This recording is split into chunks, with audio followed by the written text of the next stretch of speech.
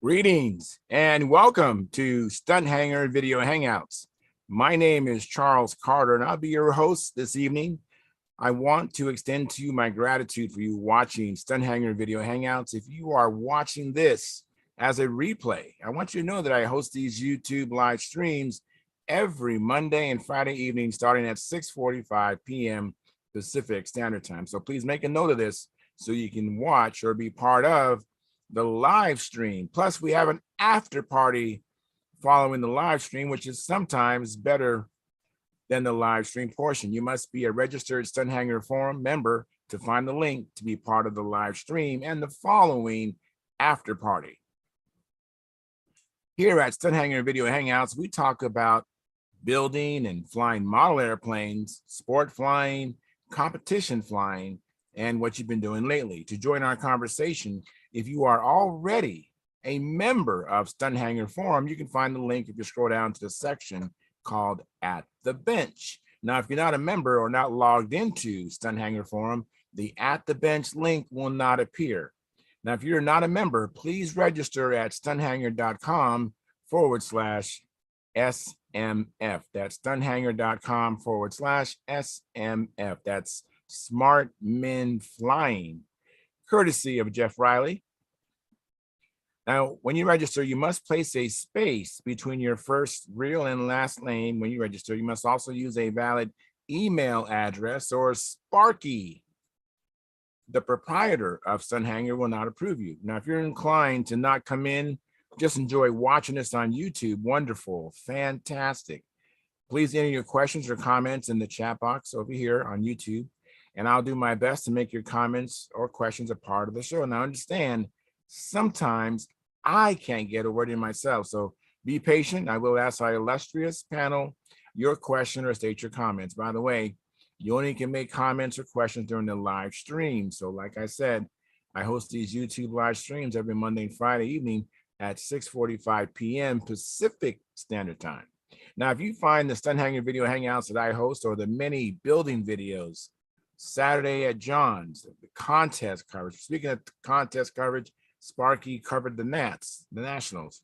And if you enjoy that and this is informative and enjoyable to you, please give us a thumbs up, and subscribe. And when you subscribe, hit the notification bell and select all.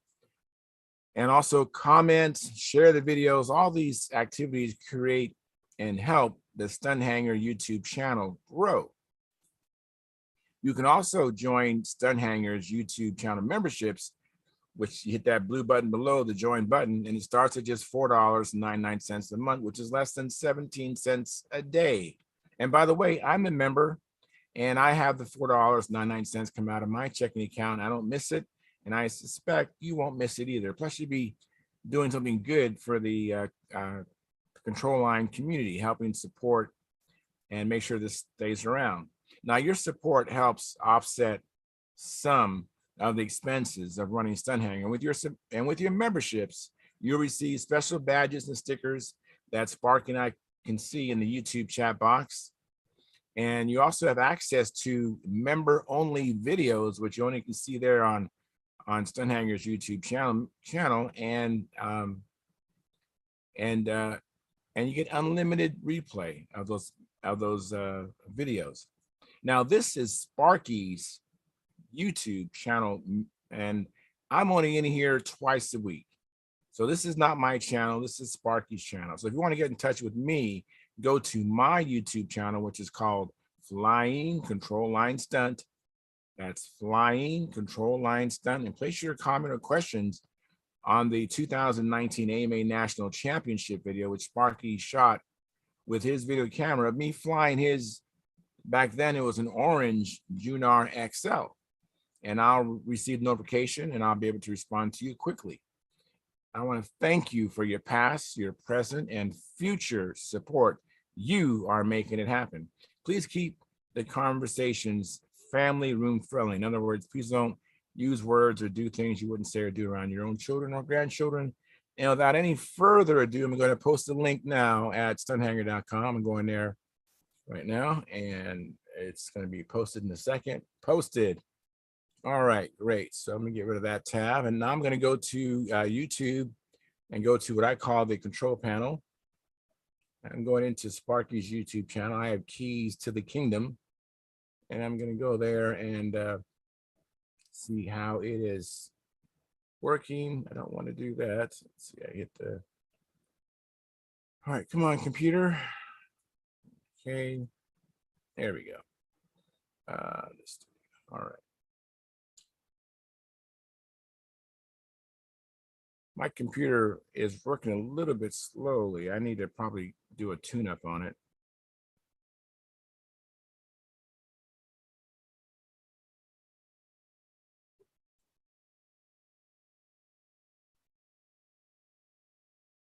Here we go. All right. So let me see what's going on here. It's streaming. We have 4 concurrent viewers. Thank you very much. And 3 likes. So if you have not hit the like button, please smash that. And there's no one in the chat box at the moment. So let me see what's going on here. While I'm doing all this, I have someone coming in. Great. That's awesome. All right. I believe that's Stuart. Is that right, Stuart? All right. I saw the name Apple and I figured out that was Stuart. So how are you doing? Good. Good. Gonna change my Apple here. I don't know why that comes up all the time, but Yeah, mine comes up as Stunthangar, but this is Sparky's channel, so I just leave it as Stunthangar. And looks like Lynn Burrell is getting ready to come in. oh, Lynn. All white kid with touches, of course. Turn the TV off. All right, thank you, Lynn. Here's the clicker. What's that? Farmhouse. All right. So now we have. Hi, Naomi. How are you doing? Oh, wow. I love it. So nice, right? Yeah. That'd be really nice to sit in that. Hey, Naomi, how you doing? Good. How are you? I'm doing good. Hey, Hey, what's up, Lynn? How's it going? hey, how's it going? Hey, Doing Charles? well. Doing well. Very, very well. So you Good guys stuff. are still at the Nats, I see. We still are. All right. We're leaving tomorrow after the finals. All right. Fantastic. It's been a good week. Oh, I I'm gonna hand bet. this back over to Len. I just had to get it going for him. Oh, thank you. But you're always welcome to stay. Different computer. All righty. So what's So- new and exciting? Well, I went flying today, guys, with my SV11, my electric SV11. And today was the Right. best day I've ever had with that plane. I actually went Wow. out today and put up 7 flights, and I did 6 full patterns. I mean, Good as for far as you. maneuvers, they were full, but I cut out a lot of the level laps in between maneuvers. Sometimes I didn't Okay. even have a full lap. I would just go around and do the maneuver. Okay. Plane flies pretty good. It's That's awesome. I'm really excited about it. I have a little bit of an issue, but I'm not really sure why. After I do the entry into the 4-leaf clover, when I'm at the top of the circle, it kind of free flights. Now I was going into the Okay. wind, and Before you do the first loop? yeah, Okay. So no, I'm sorry, no. After I finish all 4 loops and I'm going back over the top, it free flights over Okay. my head. Okay. But it doesn't do it during the clover, does it? No, it's just when I'm just going back over the When top. you're coming out of as you come up to exit out of the Yes. clover. Yeah. It's free flighting right over my head. And this is when it's going into the wind, and we had like a 8 or 9. Well, that can be pretty common because you are going into the wind. Yeah. Like a lot of guys, if it's windy, what they'll do is they'll come up right to the top of the circle and then turn, Okay. as opposed to trying to go straight across the circle. All righty. See what it does on a calm day. If Oh, it's on calm still day, I doing mean, it, it then was it would be- calm. It was calm earlier, so it didn't do that at all early in the morning. It did it later So in it the was day. doing it then too? No, it didn't do it then. Okay, so didn't do it therefore it's earlier. because of the wind. Okay, Yeah. all right. So, but other than that, the plane flies pretty good. It's yeah, surprisingly, it's today I actually awesome, increased Charles. the game from 4 to 5, and that gave me a Right. little bit more performance. And I slowed down the lap times. I was before doing 5-second lap times, and I slowed it down to almost 5.3. 5.3 is a And, really nice lap time. It That's a is. good It is. time. It gives you more time to Yeah. even you see it going down. You can actually kind of taper off the input so you can get down a little lower. You know. Like I without- find most people tend to want to fly between 5.2 and 5.4. So 5.3 is right on the button, basically. Yeah. Yeah. It was a very good day, Lynn. I'm very happy. I can't wait to fly again. I normally don't fly on weekends because I fly at a public park. Right. So at most likely I'll get back out there Monday. Yeah. But anyways, you're at the Nats. You're the first one in. Why don't you tell us anything that comes to your mind about the events of today? Today was a rough day. For the top 20, it was a rough day today. They lost a lot of airplanes. Joe Gilbert's airplane folded in half. Oh man, Joe And that's Daly's the- airplane. that's the balloon with Daly's the air- invasion strike. I'm sorry. Go ahead. I just want to clarify that that's his blue plane that he flew last year. Yeah, the blue plane. Yeah. Okay. The wing folded on it and the Wow. wind, and it just smacked down into the asphalt and slid around the circle with the motor running, and then it slid into the grass and stopped. Oh, how terrible. The wing that came off ended up in the cornfield. And then a little while later, Joe Daly's airplane folded, and he managed to finish his flight with just the inboard wing and landed it safely without breaking anything else. But I think that was the airplane he was planning to take to the World Championships in a couple of weeks. So Snap. I don't know what he's going to do. I don't know if he has a backup or not. Then Dave Tribble pancaked his airplane in the square eighth, Wow. messed it up pretty good. And I'm trying to think of the gentleman's name who owns the orange Pathfinder. I think it's Constantino's his last name.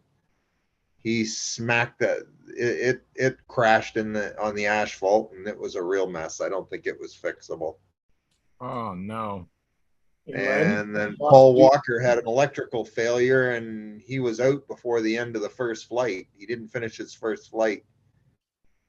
Oh man. The electrical, it started going on and off, like in and out, and he had to bail out of it. So he was out. And so the top 5 ended up being Orestes, David Fitzgerald, Brett Buck,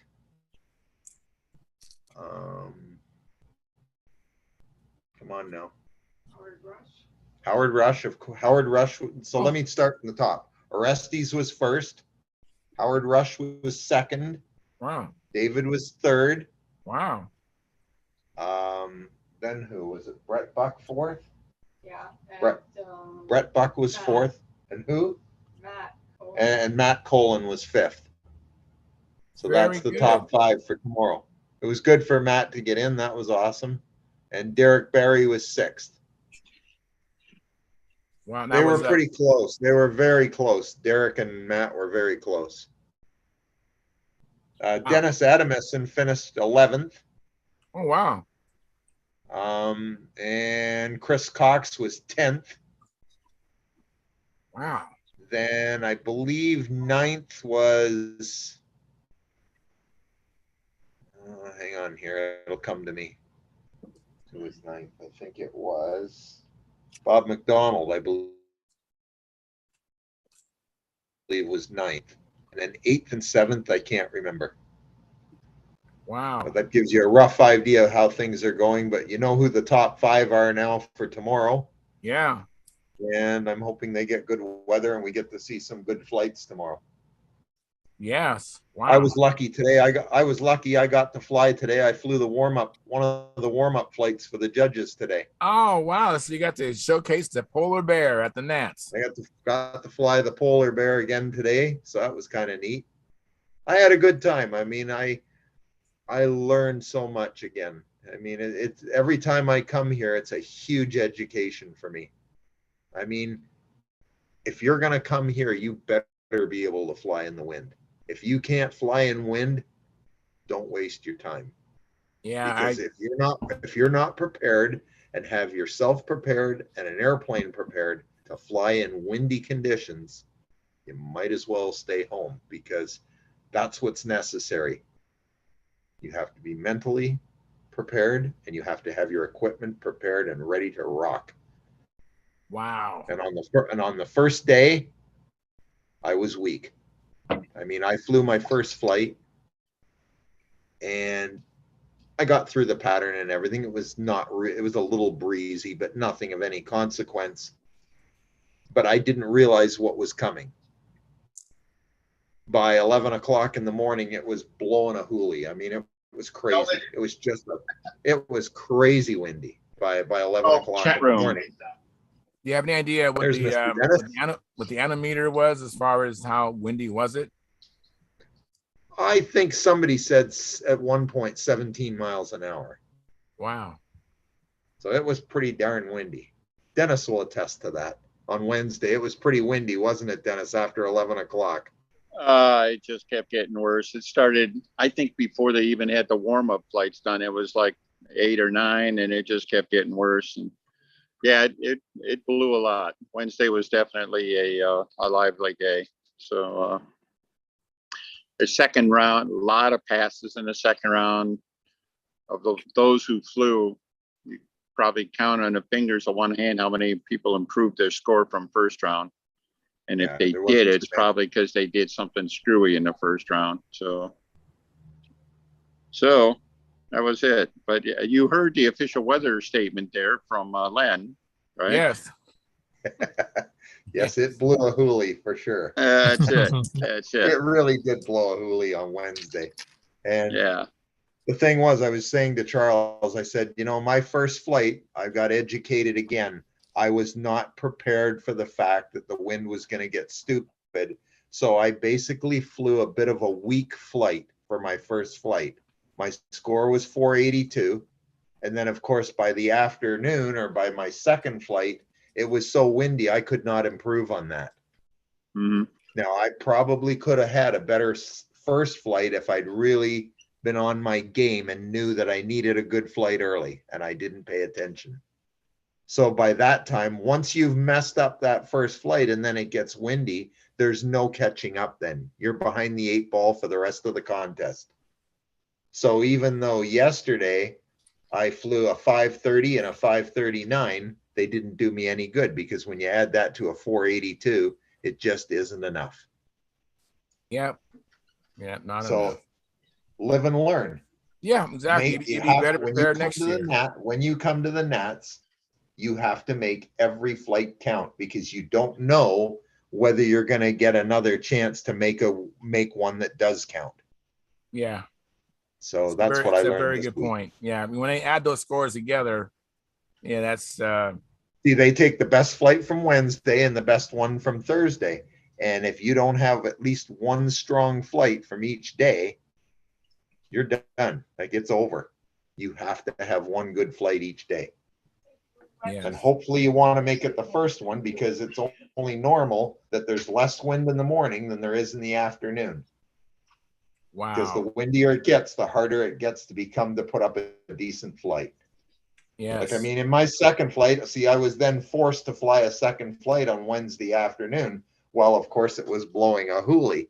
Well, now I'm really against the 8 ball. It's blowing blue blazes up there, and I'm walking over to the line. I can hardly hold the airplane, you know, to carry it over to the line. And I'm thinking, this is craziness, but I have to fly because it's my only chance. Well, I got about 3/4 of the way through the pattern. I got to the overhead 8s, and I thought to myself, I'm not going to get a better score here, but I might lose the airplane if I try to do the last 2 maneuvers. Let's just bail out of this thing. So I stopped at the overhead 8s. I did the first loop of the overhead 8, and I just sort of waved to the judges, that's enough. And I just flew it Wow. out. Oh, here comes John Paris. Because I thought to myself, well, if I bust the airplane here on the last 2 maneuvers in this wind, then I don't have anything to fly tomorrow, or at least I can't fly this airplane tomorrow. Yes. Now, how did Polar Bear fly compared It to? flew good. Yeah, Oh, it that's flew all great. right. I remember you It had flew better than frustration the guy at on the handle. Brodak, so that's good. Yeah, the plane flew better than the guy on the handle. That's all I can Good. say. Oh, that's good. That's good. Let me say Well, hi Len- to Gary real quick. Gary, thank you for coming in. I appreciate it. And Dennis, thank you for coming in. And John Paris, thank you for coming in. Appreciate it. Go ahead, Dennis. I was just going to say, all the things that went bad for Len and Brodak went good for him, and that's he was back. All his stuff, the motors were running like crazy. The new Bear is a tremendous airplane, and it's only going to get better as him and Len become better friends. It's going to become even better. So the airplane looks good. The engine sounded wonderful. He even got, I think, Len, sounds like you got some pretty good advice on what you might try going forward if you decide to Most go back to the definitely. pipes. Yeah, most definitely. But personally, I don't know that he needs a pipe. I mean, the engine sounded wonderful and the airplane looked like it was very powerful up there. And I suppose time will tell, but it sure looked good, I thought. So.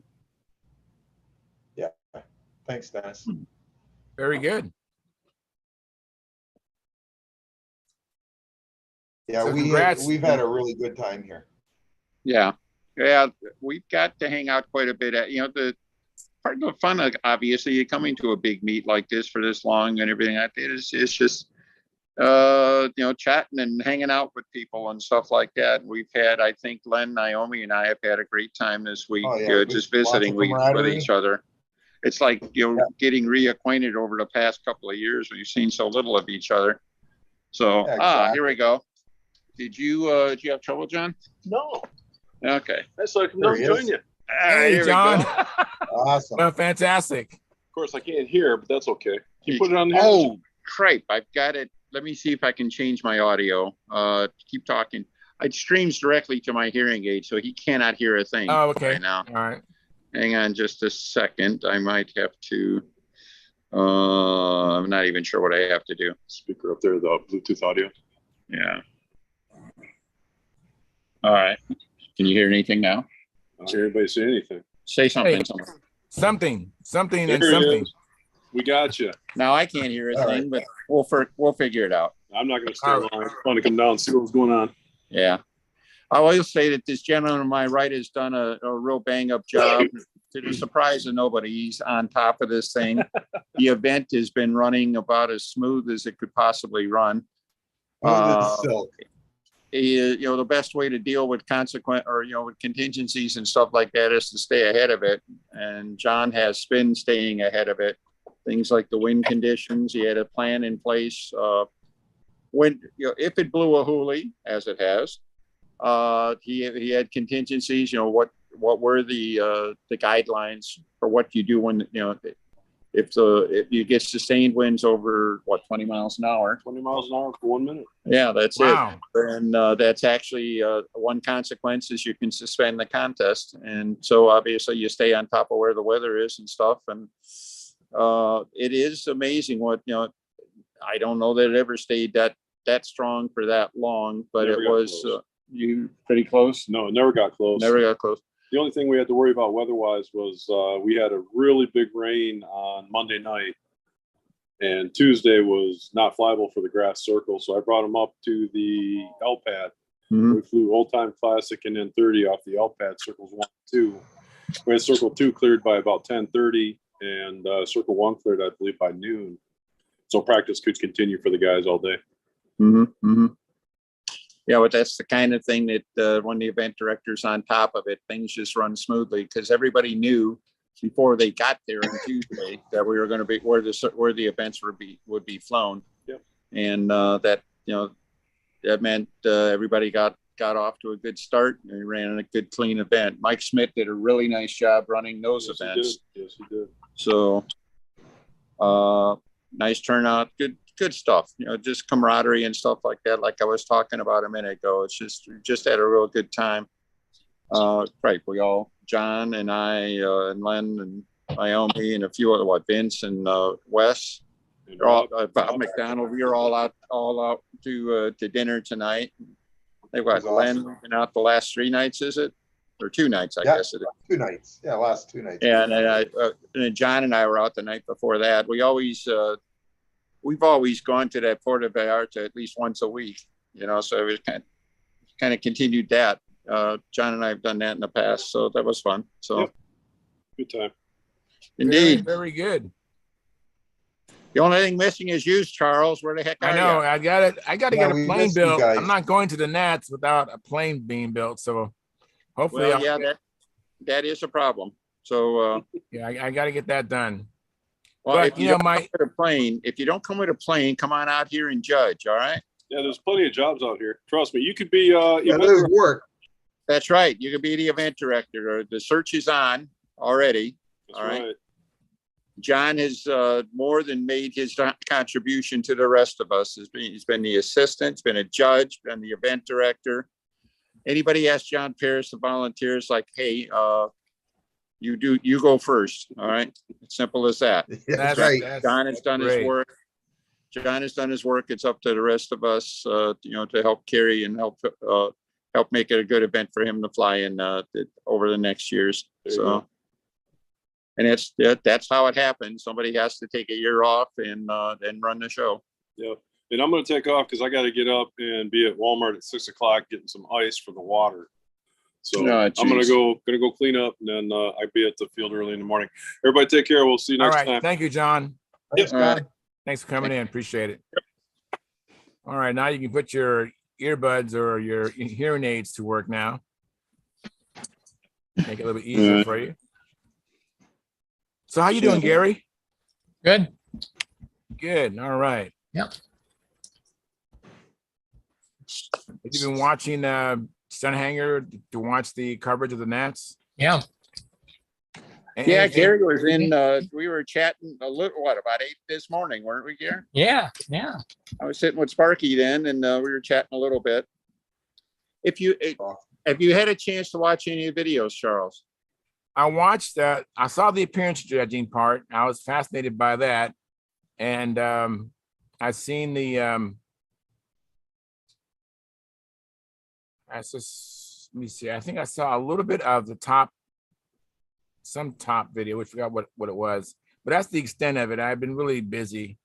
But I've been Yeah, you hoping to might catch up. There was really a neat sequence this morning. First flight of the day was Kenny Stevens, and Sparky got all set up. And as luck would have it, the wind is blowing directly at the sun, and his video is getting all burned out because it's got this big glow in the middle of it. And Kenny Stevens was doing his loops around the sun. Yeah. I thought, yeah. Showed up on video that way. Round loops, square loops. Somebody posted a comment, said they're watching on TV and they're squinting their eyes at the screen because of the sunshine. So bright. Now, Said, did he hey, happen to have those? you ought to see it from the pilot's vantage point. So Did he happen to have the things covering his eyes? Those they're really good glasses. Those yeah, actually, Kenny does have some good glasses that way. I forget exactly. They weren't welding glasses, but they were something like that. And everybody's got their best accommodation they can. But I thought it was funny that even in the just the sunshine video and stuff, it was just kind of brutal. But just the image, watching this dark silhouette circling the sun or doing squares around the sun, that was kind of cool. Yeah. Dead downwind, and it started at about 30 degrees. By the time I flew, it was right at 45, so I had a good marker for the tops of my maneuvers and downwind. Mother Nature doing their part to help. So very, very cool. You notice the man in the clouds watching you guys? yeah, Notice the man in the cloud. Yeah, the way the clouds look like a man's face. Oh, it did. Oh, Yeah, cool. kind of the Interesting. right below the sun a little bit. Interesting. Yeah. Hey, Jerry, thank you for coming in. Appreciate it. Yeah, how you doing? I'm doing well. I've can't wait to share with Dennis. I've had my best day with my SV11 today. I did 7 flights, and 6 of the 7 I did the pattern. But All but right. I skipped a lot of the level laps because I just wasn't sure. I set the timer for 5 minutes. I just didn't know, so I just did not do hardly any level laps, but I did all the maneuvers, and so I'm really excited. I'm really happy with how the Yeah. plane's coming out. That's Well, that's awesome. great to hear. Len just said something about, not being sure if he was, ready, prepared for the wind and stuff like that when it came up. And one of those things that comes up is, we talked a little bit about it Monday night, is Yes. when the wind starts blowing, you find out in a hurry whether you've done your homework on trimming and stuff like that. Doing Yeah. patterns, flying in different conditions, flying in the wind, flying in the calm. Sometimes some things show up in the calm that won't show up in the wind. And that's what you got to do. So It's I'm really interesting glad to hear it. I've been riding your case for a long time to get some patterns in. So I'm proud of you, man. Yes. That's I knew awesome. you'd be happy to hear about me actually doing some patterns and seeing. Absolutely. I'm tickled to Now- death to hear that. Now, when I did when I'm exiting the 4-leaf clover, heading into the wind over the top, it was free flighting a little bit. So that's my one thing I got to figure out what's wrong. Mm-hmm. That's right. So you might have anything. You might have a little line rate or tip weight, or even a little kick a rudder offset. Any of those things can help that pace out. So Yeah, I like the Raby rudder. I was actually maybe even entertaining putting the Raby rudder on it to help me with that.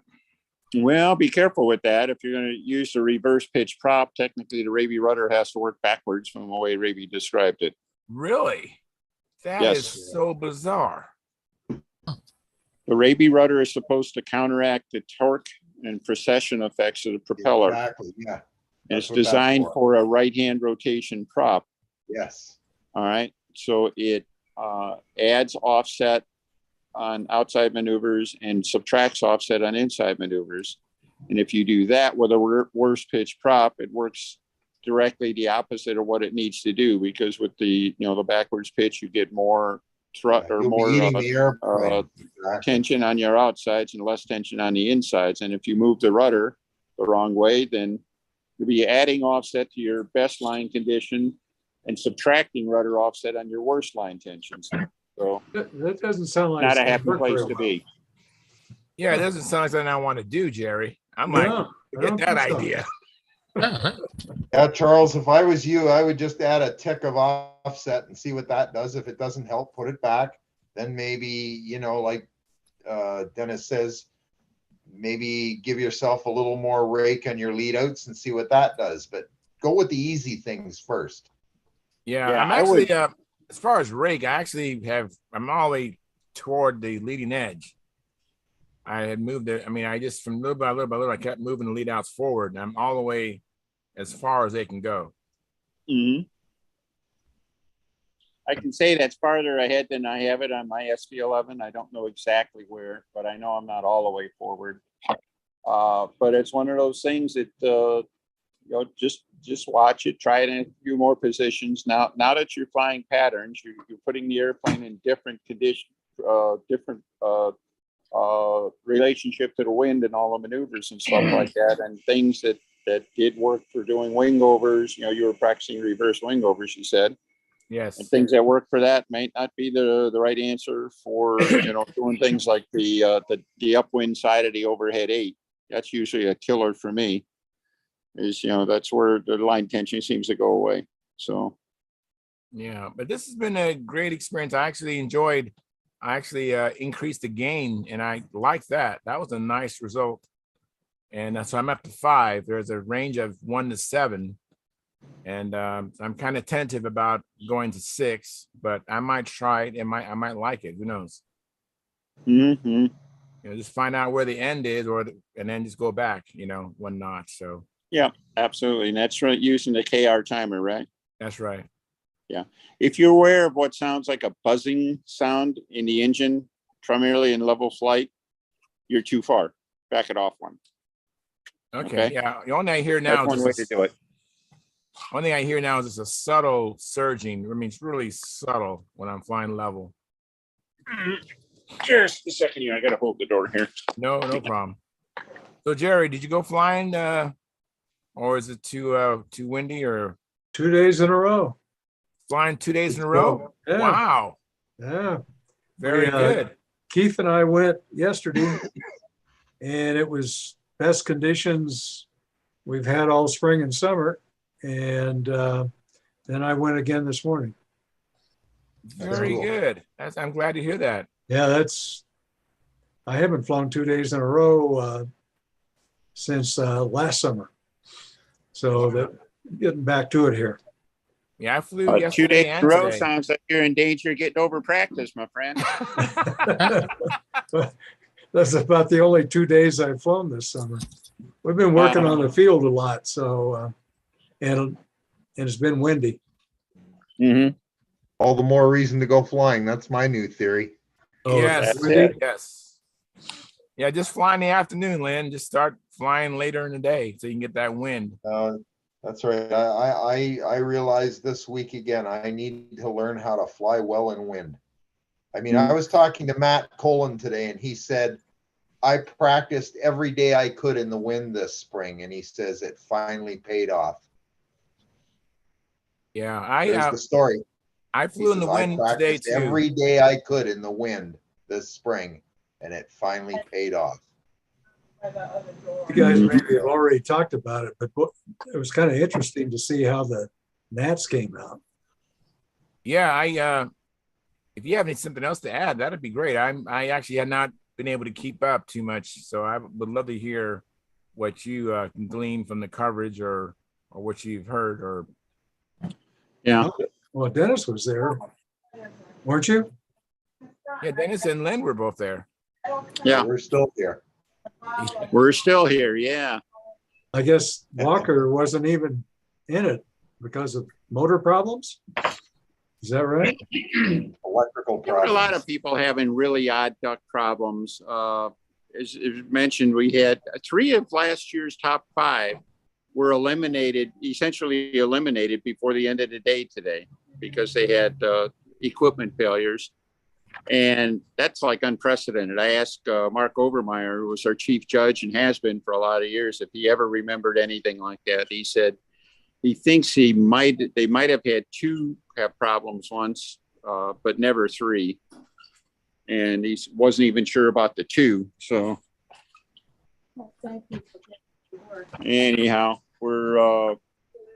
but I walked in here before I heard Len was talking. I don't know how much he talked about today, but it was quite unexpected. I had to get the word officially from Len, but it was blowing a hoolie today too, wasn't it, Len? Yes, it was. The No second doubt round, about it. it wasn't as bad as Wednesday. It was probably about the same as Wednesday morning, and not Wednesday afternoon, but it was definitely pumping up. And like when Joe Daly had his wing failure, it was blowing. Because I had just finished my flight and I looked over at the other circle and I saw an airplane flying with one wing, which is kind of unusual. Yeah. And yeah. Well, there were 2 folded wings, isn't that correct? Yep. Yeah, Joe Gilbert Joe was the other one. Daly's 10-year-old airplane folded up on a inside square, last corner to bottom. You turn the corner, you could see the one wing flip up and the airplane just kind of settled into the ground and whatever. But yeah, Joe Daly, I did not see when his happened, but it happened sometime in flight. So that was the airplane he plans on taking to the world champs here in a couple of weeks too. Uh-oh. Yeah. Yeah, but the neat thing, I guess in this case you could call it a neat thing. It's a take apart airplane with a bolt on with where the wings pop off. So he literally has to build a new outside wing panel. Yeah. All right.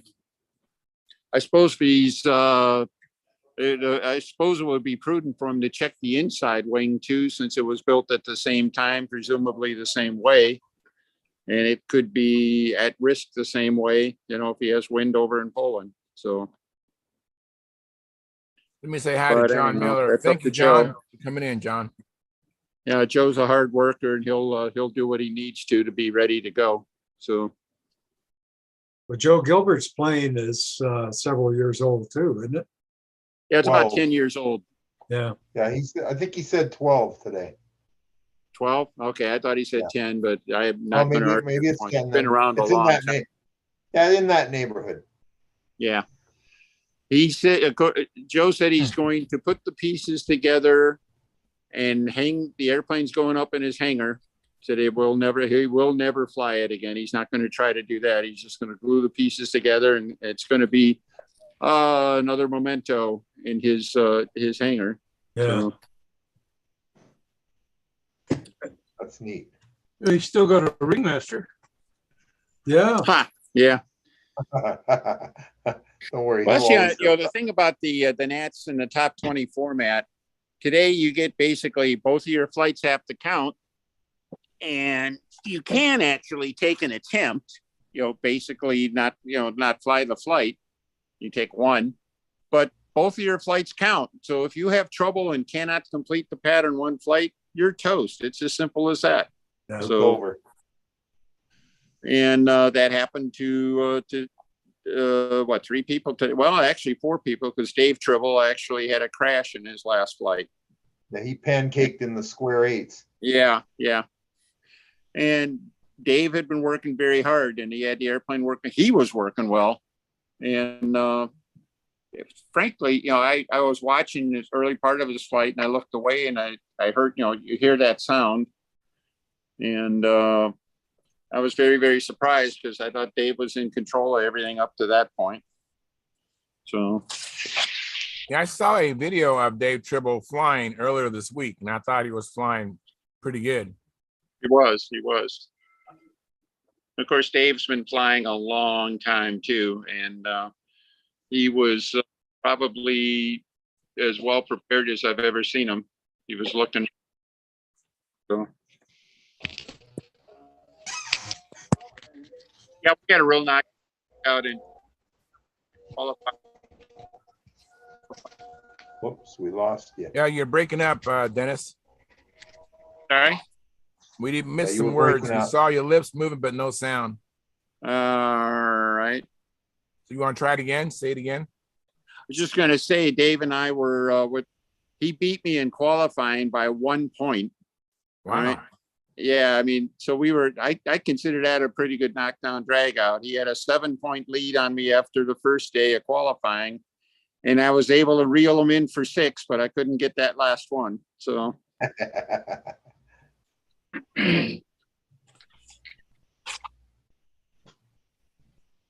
So you guys had pretty high wind at least a couple of days, right? Yeah, Wednesday. Wednesday was really windy, and in the official words of our official weather prognosticator, it was blowing a hoolie. All right. And it did that Wednesday, and it did that most of the second round, or the late round, I should say, today. So it was really breezy today. So it's funny as it sounds, flying Wednesday in that wind, I felt better prepared to fly in it today when I had to. I had the last flight of the day on the one circle, so it was blowing up about as strong as it got. And you know how that feeling when the wind has got a hold of your airplane, right? Yeah. I had that feeling going all the way through, and the airplane powered through really nice. I was really happy with that. But there's a certain confidence you get from being able to fly in the wind, know that the airplane, what it can and can't do, what you have to do, to stay on top of it, to stay ahead of it. And what we went through on Wednesday was really a good training course for what we had to do this afternoon. So, when I flew Sparky's plane at the 2019 Nats, the wind came up a little bit then. And all I was trying to do as far as the strategy was, when I was doing my vertical 8s, I just wanted to make sure that plane never got behind me. I wanted to keep it in front of me the whole time. mm-hmm. I thought if it got behind me, I might be in trouble. Mm-hmm. Yeah, I like to try to make sure I have room on top. All right. Don't let the wind blow it down so I lose the top, because then I lose the middle, and then I lose the bottom. So you want to make sure you can command your airspace right over your head. because that gives you, when you get into that middle intersection, which of course makes it easy to come through the bottom. So, Yeah, if you get pushed down, then you're in trouble for the bottom. Yeah. hurry, in a big hurry. So, Yeah. I got something today I might want to show you real quick. All right. I was so impressed with the rings, the solid or welded rings. I'll make you You know, big here. Yeah, you bet. So I got these, Okay. and this is like $7 or $8. There's 50 of them in there. This is the larger size. It's good for almost 200 pounds each. And here's the number 3 size. You didn't have 3.5, but this is pretty small, but it's big enough. And it's, each one of those is over 100 pounds. So I think they're probably strong enough. And I'm going to try them out and make up some lines. I've got a plane sitting here that is actually ready to go, except it needs a lot of trimming. And I'm going to trim it out. It's a flapless design that I was playing with, and I had some problems because I misplaced the location, or I didn't place the location of the belt crank where it should have been. I was trying to be sneaky smart, and it bit me in the rear end. I've got it's a twin boom airplane, and I put the bell crank on the inboard boom so the push rod could go down inside the inboard boom instead of taking it all the way across, doing it out the outboard. So I got all the way to the control system on the inside of the wing, and about a significant distance. And so that, I think I got up to about 2 ounces or 2.5 ounces of tip weight, and it still wasn't right. Huh. So I learned something from that one, but it could be made flammable. Just it depends on how much tip weight I have to put out there, and my line length. The line length was a real problem. I had it way too long. It's one of those times when the lines were so long that you go along a level flight and you go to do a loop, and you pull it up, the plane would go up, and the lines would keep going forward. Then about right here, the weight of the lines would catch the airplane and really mess it up. I learned a lot with that airplane. Don't plan on ever doing that again. that wasn't on the Torino, was it? No, I've got the plane in here. I'll go get it. All right. It was my own design called the oh shucks, it's a bird. Yo, shucks. Let me welcome Carl Reed. Hey, Carl, thanks for coming in. Carl, know that you can't talk because your mic is not very good, but at the Nats, there was some people flying planes where the outboard wing came off. And I know that you could appreciate that. I gave Carl a plane. It was a supersized Ringmaster, had a foam wing, is a 476, or it was a big Ringmaster, and he was flying it, and he was having a good time. And then the outboard wing panel came off, and he, it was the first time he ever experienced that, and he just had a great big smile and laugh when he finally got it down. Yeah. All right. Looky here. Okay, it's a little dusty. It's called a Raven. Raven. It's a good All name. right. And Cool. so Wow, look at that.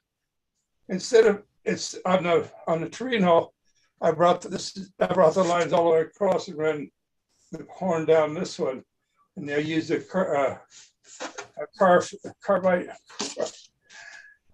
carbon fiber arrow shaft on the elevator to take the torque.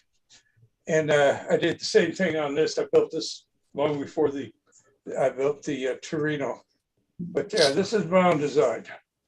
Hey, that's a pretty plane.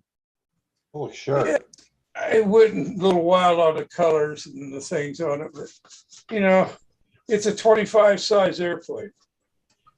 So It's got a brand new OS 25 FP in it. Mhm. And so it's sitting there and I was looking at it and said, I really ought to play with that. And what was using the lighter weight fishing lines? I thought, this might help take away the problem I was getting with the whip from the lines. So I'm thinking about playing with it now. I got to find my stooge. If I can't find it, I'll have to build another one because the guy that was going to launch for me has passed on. Oh boy. Sorry. Yeah, I got a good spot though. I'm about a block and a half from the high school, and they got a soccer field there. And when it's not being used, it's a pretty big field. Hey, Philip, Okay. thanks for coming in. Hey, guys. Dennis is already home? What gives? No, No, he's no. not home No, yet. I'm not home. I'm sitting on the front porch of the Super 8 hotel. Oh, My okay. roommate is in bed. So Ah, okay. Yeah, we're still at the Nats. How did it go so far? How's it going? well, so far we've got had a strange day today, but we've got 5 finalists for tomorrow, and we lost 3 of our top 5 from last year through strange events today. Paul Walker had an electronic problem that ended his first flight, and Joe Gilbert folded up the old blue airplane. He had a wing fold. Oh my And goodness. Joe Daly folded a wing on his airplane. Oh my goodness. And if I may quote our ever-loving friend from Ontario here, it was blowing a hoolie Yeah. this afternoon. And that's when Joe Daly, when he was flying, it wasn't even that bad yet. But that was a 10 or 12-year-old airplane. We haven't even quite been able to figure out how it's an older airplane and stuff. And it was, I guess it was Joe just Gilbert, its yeah. time. Yeah. Yeah, Joe Gilbert.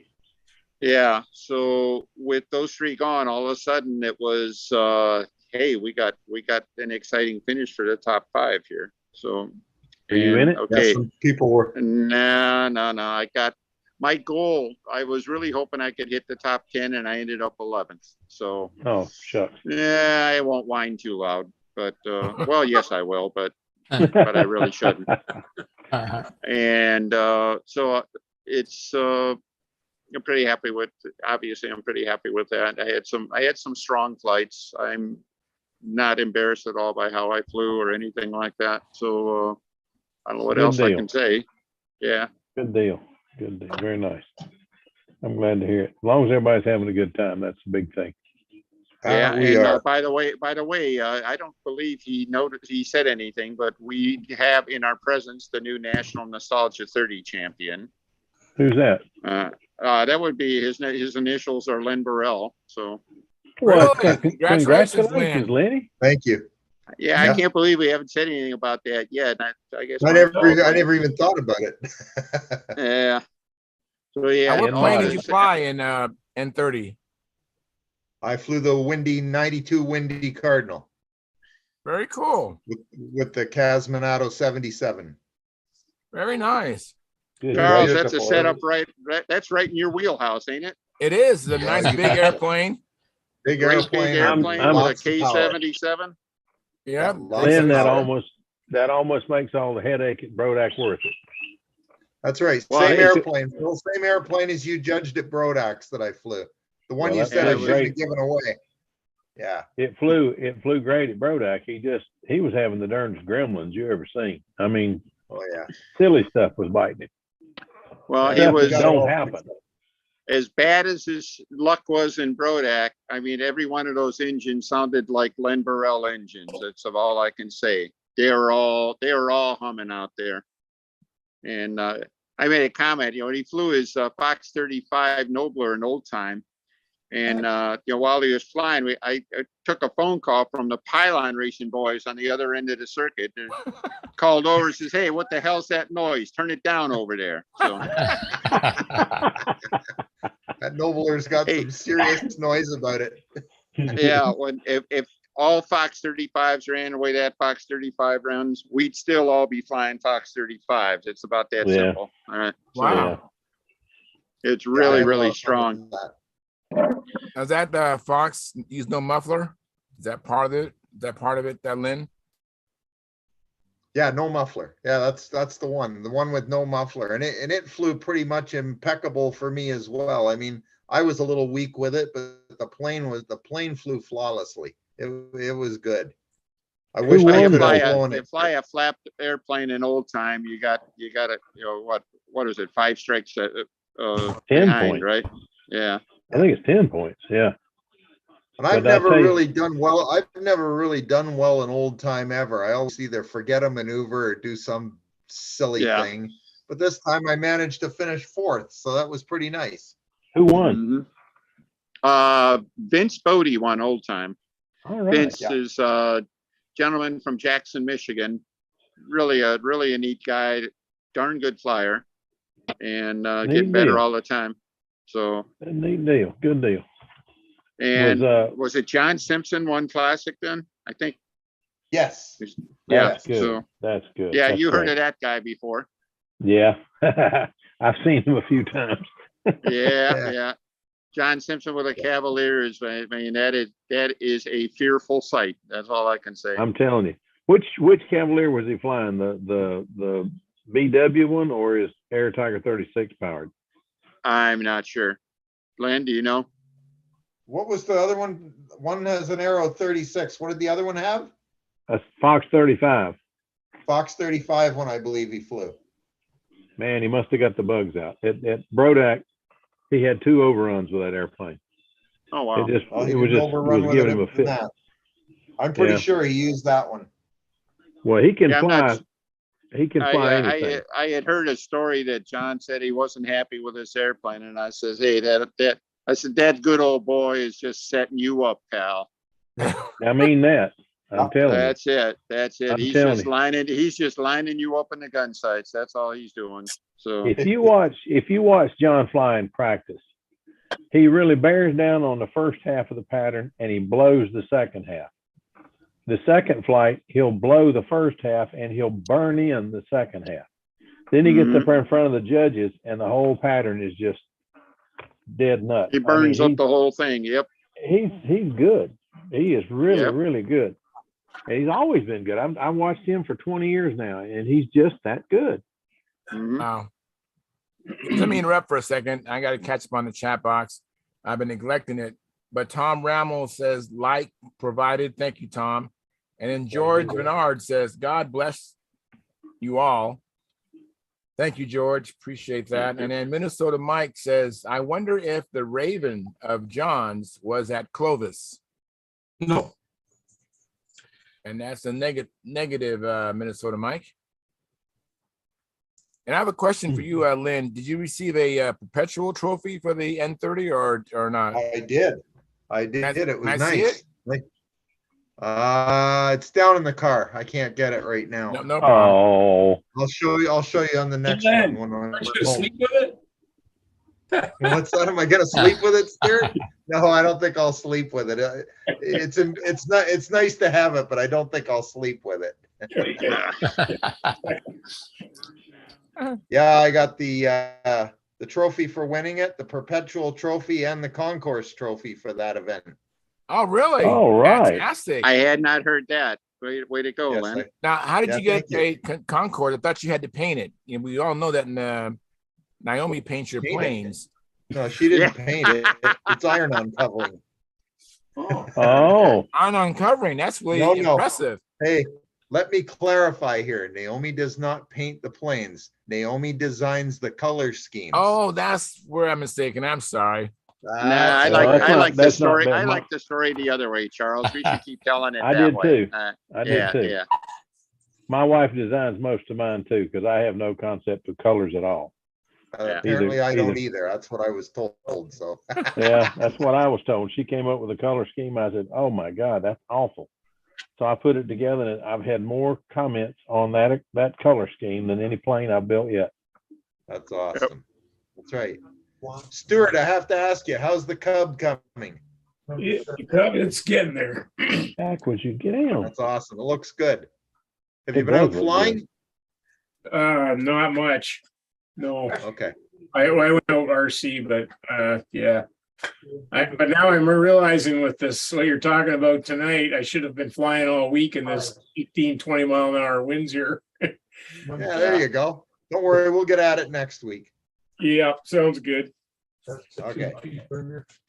Actually, I think next week I'm gonna put the airplanes in the basement and I'm gonna lock the basement door for about a week anyway. And Yeah, Yeah. I keep saying I'm going to do that, and then that week would be this week, and I've worked more on my planes this week than I think I have in at least 6 months. I've almost got my cha-ching wing finished. Very good. okay, Yeah. I worked on it more this week than I have in several weeks. So that's good to you hear. don't even have to say Pathfinder anymore, John. You just say cha-ching, and everybody knows what you're talking about. That's it. The tapered wing, Phil. Yes, sir. How's Yeah, it I had a couple problems with it, but I figured out what it was. It's what you need to do on that airplane is lay all the ribs on the trailing edge, and Yeah. then take the spars and cut the spar slots to where everything fits. Yeah. Because some of mine were a little bit too far forward, and some were a little bit too far back, and it wasn't exactly right. But it may have been the way I cut it, John. I don't know. It could have But been, anyway, though I built a couple of those wings. I didn't have any problems, but then that's because I'm probably used the way I cut it, because I cut them out on the jigsaw, and I glued the paper to it and cut it out off the paper. So I probably cut it wrong. But anyhow, I got it done, and it's though I had to do a little bit of tinkering here and there. It looks like a really good wing, and I'm going to put shear webs in the trailing edge, which is not called for, but I'm going to put it in there. Good idea. And I'm going to put I've still got to cut the wing tips. You know how they're made. I got to cut those and put them on. I've got the trailing edges extended out, but I don't have, and the trailing edge sheeting is extended out, but I don't have the wood in there yet for the tip, and I don't have that last rib in there yet, of course, because you can't do that till you put the tip in. So I'll do that tomorrow probably, and by Monday hopefully I'll have a finished wing. I'm just going to go 3/16 on the strips are the strips are 3/16 instead of a quarter, and the last bays are sheeted. Yeah. But other than that, it's just by the plans. I'm interested in hearing the reports on it.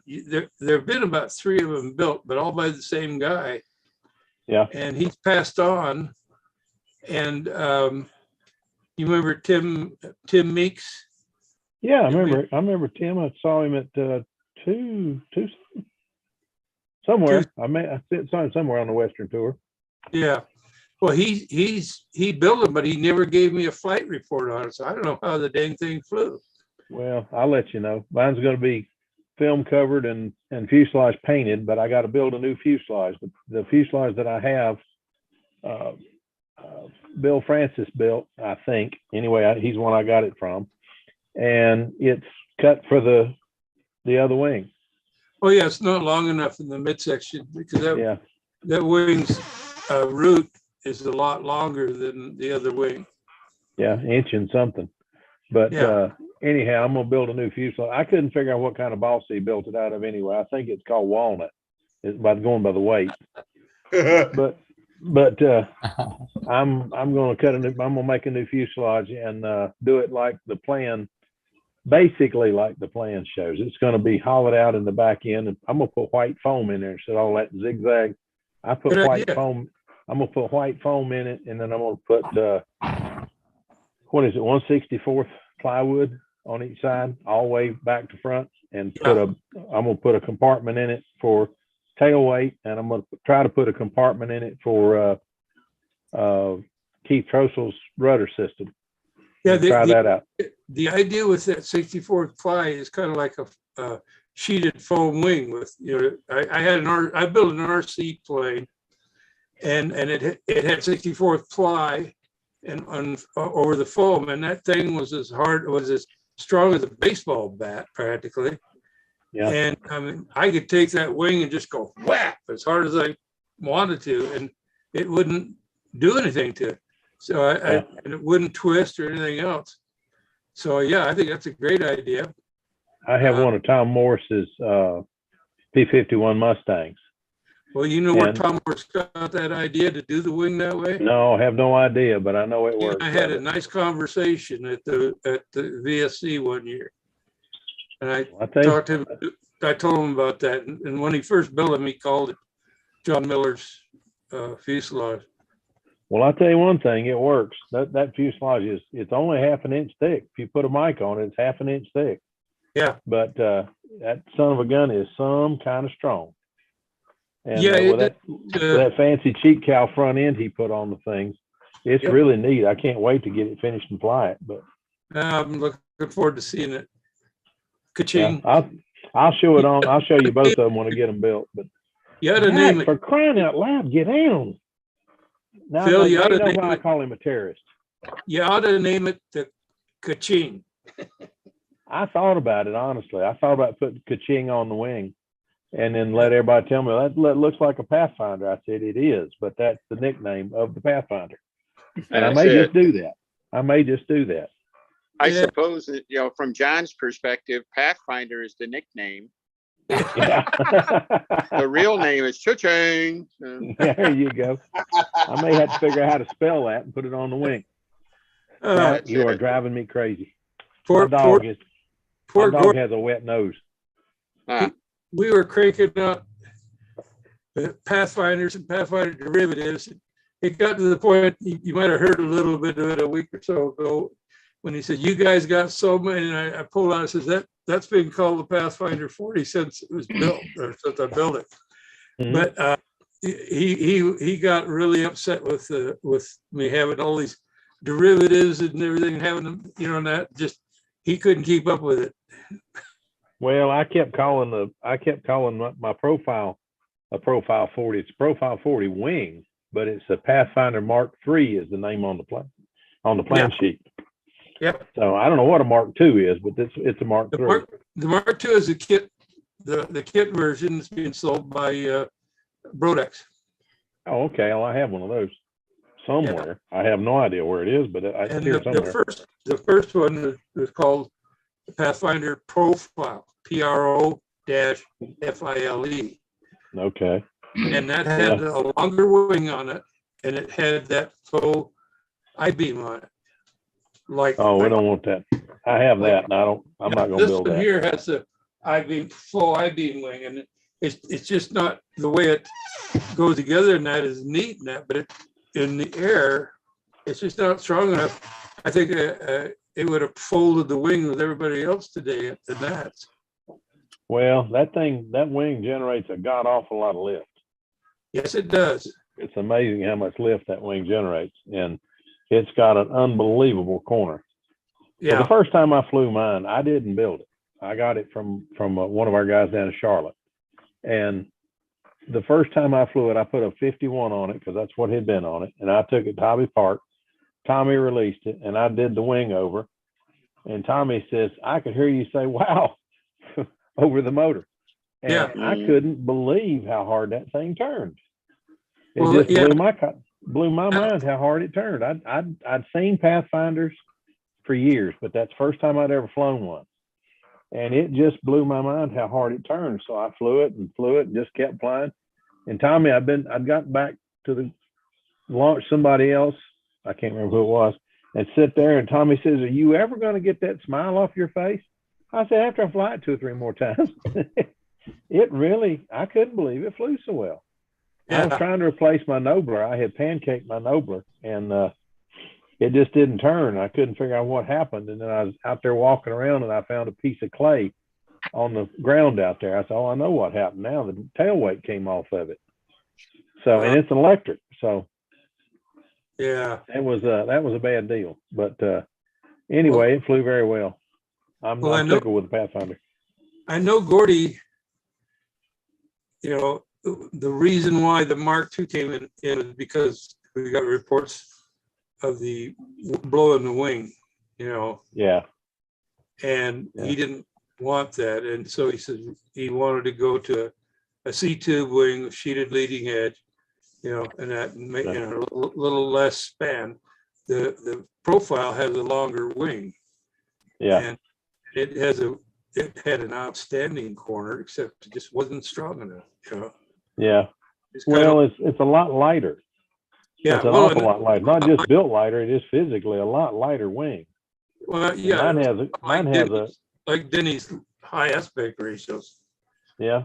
Mine has a spar in it. It's got carbon fiber in between two layers of 1/8 inch. Uh-huh. And it's really light and it's really strong. But fore and after that, it would still be, I'm afraid it would still get, I've forgotten what you call it, flutter. I'm afraid it would still flutter. Yeah. And flutter will tear anything apart. I mean, I've seen sailplanes that were fully sheeted flutter and just explode. Yeah. So, in fact, I don't ask too many times how I know they'll do that, because I have the remnants in the basement from one that did it. Uh-huh. It was Can you imagine that sailplane that holds the world speed record? What is it, 400 miles an hour? it's a sailplane. Yeah, and imagine what how that wing the loads that wing must get on it. Well, I tell you what, in '75 or whatever it was, when Dwight Holly won the Worlds with the Gobbler, I saw Dwight fly here in King, just a few miles north of here. I flew with him the year before. He was flying a Maestro Megan, and the Maestro is the same wing or virtually the same wing as the Gobbler. Uh-huh. But the Gobbler's got a fuselage like a Seguido or something with that wing in it. And Dwight was an amazing pilot, and he flew a speed run here with that plane and just was much faster than any of us had ever seen before. The next year, the Gobbler was much faster, and it was just over 200 miles an hour. So you can imagine what the new one's doing. Oh, yeah. Stuff has really come up in the last 20 years. It's really amazing. come up. It's amazing to me that the RC speed, other than the jets, but the jets will take out of the conversation. But a sailplane holds the RC speed record. Yeah. Not That's fascinating. speed record. Yeah, that's fascinating. The turbine that they thought was going to beat the record didn't pull up. It made a smoking hole in the ground. But the first time I ever saw one of those, it was F-15 Eagle at the Nats, and I was walking from the break tent or something. I may have gone to the restroom or something, walking back to the L pad, and a daggum F-15 went overhead. I thought it was a real one. I thought, what the heck is he doing so low? It sounded so real. Yeah. I got in the car and went down the RC circle after I finished flying old time. I flew old time that year. And I went down and took a look at the thing. The guy that flew it had the personality of never mind. But anyway, it was a heck of an airplane. It was an amazing airplane. But when you got money enough that you can haul your models to the field in a 30-foot covered trailer and have 3 mechanics, full-time mechanics, all they do is work on your model airplane, and all you do is show up and fly it. Wow. That's too much money, brother. I'm telling you. That I don't understand how that's fun. That just takes all the fun out of it to me. Yeah, it's missing Sure you're going to win, but my gosh, look at the payroll you got to have to do that. Yeah, yeah.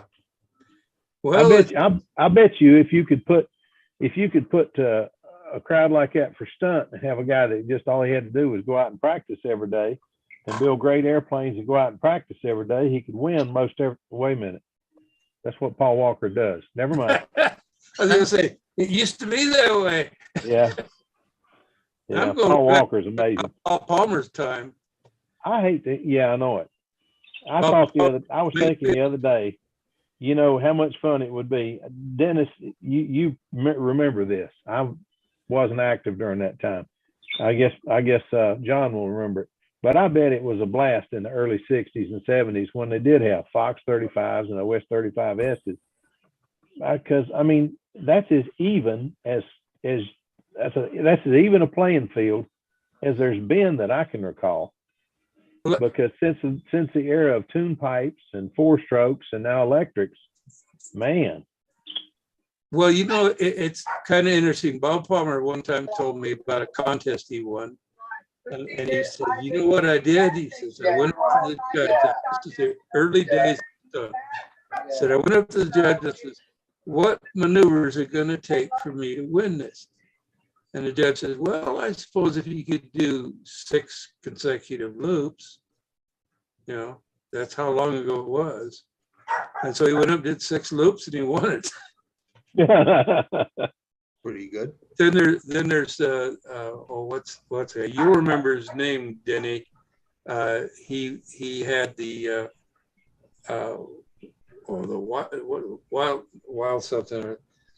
They flew Stunthangar at close to 100 miles an hour. Wild Bill? Not Wild Yes. Bill. They fly one of his designs in old time all the time.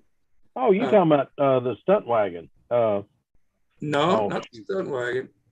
Probably J.C. Yates. That's him, Madman. J.C. Yates, Madman Yates. Yeah. Yeah. Okay. And he used to fly, do his wing over and come down upside down about 6 inches above the ground. Holy Mac. At close to 100 miles an hour. That was No wonder they called him a madman. Well, they didn't get the name Madman by flying 5 to 8 feet off the ground at 60 miles an hour. All right. So yeah, those old timers, the pattern was different. And go way back, a lot of it you could go up and you had the option of doing some wild maneuver to try to impress the judges. To impress them enough, you'd win. Yeah. Well, that was way back, but even with the set pattern that we use in old time stunt now, the maneuver descriptions seem to be a lot less defined than what we have now. And even the definition of level flight, it's like we've been looking for one in there and they kind of found one. But the people who flew old time stunt back when it was modern stunt, they used to fly fast, loud, and low. All right. That was the keys. And they would fly, 2 or 3 feet off the ground. They'd fly 75 miles an hour plus, and big loud motors and stuff like that. Yates would put a Orwick 74, was it, on a 350 square inch airplane, Yeah. And talk about overpowered. That's all the bigger a Madman was, the original Madman. Yeah. And, so it's there was depth, but yet if you try to fly it that way now, they'll that's knock you down not to what nothing. we look for in modern maneuver, in modern old time stunt, if you will. So that's kind of an Yeah, oxymoron, everything's isn't at it? 6 to 10 feet. Yeah, 6 to 10 feet and 60 degrees on top and things like that's not the way they flew it. They flew it closer to 30 degrees and 3 feet. So Yeah, I did. Sign me up. I'd like to try it. it was something to see. They were. I'd always wanted to try that to see if I could, and obviously it would take a boatload of practice to do that, but I'd love to show up at an old time contest, take my All-American and prop it up for a 75 mile an hour flight and then wind that sucker up. Yeah. But if there's any old timers there, you do fine. I mean, real old timers.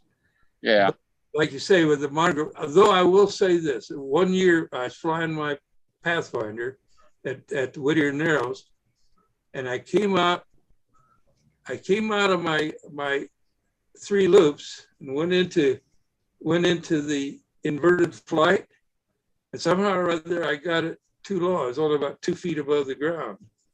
And I'm thinking, if I bring it up, the judges are going to see that down. If I keep it down there, maybe they'll think that's where I wanted it to be. So I flew those 6 laps, inverted about 2 feet off the ground at Whittier Narrows with all the trees and everything going on there. Wow. And actually got the highest score for that maneuver I'd ever gotten. Mm-hmm. So there might have been some old timers there judging, who knows? Must have been, because they sure wouldn't give it to you now. No. No. I think I'm pretty sure I've told this story in a previous chat, but I'll go ahead and tell it again. My friend Wesley Dick got third place at the 1953 Nationals in stunt and third place in combat at the same meet. First time he ever went to a Nationals. And he went away from flying for a long time, kids, career, the whole thing, came back to flying. And one of the first meets he attended as a spectator was the VSC. And he's there watching them fly old time stunt. And they're flying 5 to 8 feet off the ground. And they're flying these great big maneuvers and stuff. And he says, well, hell, I can do that. I can do better than that. So we come back the next year. And he flew the way he learned how to fly. He's 3 feet off the ground, 30 degrees, going 80 miles an hour, and they killed him. That's too small, that's too low. No, you can't do that. Wow. And he actually kind of lost interest in old time stunt after that. They just went ahead and started flying, the classic era stuff. But Did you? I thought that was funny that he was that old timer that you're talking about, and he came back trying to fly it the way he learned it. He flew with Don Still, who was Oh boy, yeah. couple of time national champion, world team member, and everything like that. And Don was famous for flying that way. So, Dennis, what's on your shirt? That's what my question was going to be. Since we had a break, I know Real what it one, is. guys. made the cut. I made the cut. Very I cool. like that. What's the airplane? It looks like a shark. Shark 45. that is a That's shark. nice. That's That nice. I isn't like just that. a shark. That is the shark. All right. This is The one that original. one of Lou's originals that Kenny Stevens restored, and it's in an aviation museum down in Lexington, Kentucky Okay, now. that's not a shark then. That is, That's a humbler. that's awesome. It's a humbler. Yeah. If Lou built it, it was actually a humbler. Yeah. Name Well, on it. by then I think it was already famous as a shark, even though if you looked at Lou's airplanes, they all said Humbler on them someplace. Yeah. So Yeah. Jetco made it the Jetco called it a shark and put it in a box, and it's a lot different than the actual humbler. They made it fit in the box. But well, I understand where you're coming from, but remember, Lou used to be continuously innovating. I don't ever think he built two of these things the same. well, All right, he'd that's make quite it a little possible. bigger, a little smaller, a little thisser and thatter and stuff like that. I understand there are things like there are some differences in some of the dimensions and stuff, but I'll tell you what, I got a Shark 45 kit and I'm going to build it because my daddy built one. All right. He had Yeah. one in 1964 and that's the reason I'm going to build. He had a Jetco Shark. So, Well, I've got one downstairs, the humbler, and it's off the original plans. Charlie Reeves gave me a set of plans to the original, and he had one of the originals, flew with Lou. 63 Nationals. They were, I think, 1 or 2 at the Nationals. So he's I don't know. I've got it almost finished. I'm gonna finish it this year, I hope, and fly it next year. But mine don't have a 45 in it. Mine's got a Tiger 60. If you've seen Jim Lynch's Humbler, mine looks very much like Jim's, except not painted near as well. I'm not the painter I'm not the builder Jim Lynch is, but I'm certainly not the painter Jim Lynch is. Jim is a master. I mean, he truly is a master. And there's not many people that I'm in total awe of their building skills. Jim Lynch is one I am. He is amazing. But anyway, I don't know. I'm telling you, that's a great airplane. But Lou built one that the wing tips came off so he could put it in the box to take it to the Worlds. Yeah. But I have held the original. I was walking in Kentucky, Louisville, Kentucky, and walked down the road, and I saw that hobby shop was already closed. And I walked up and was staring at the shark in the window. And a guy walks up behind me. He says, "You like that?" I said, "You darn right I like that. That's a plane I wanted to build for years. But I want to know what the original looked like and what it was actually built like." And I turned around. It's Lou. He says, "Well, let's go in and I'll show you." So we walked in the shop. It's 8, 9 o'clock. It's already dark. We walked back in the shop. He turned the lights on, locked the door, turned the lights on, pulled it out of the window. It was in the front window and handed it to me.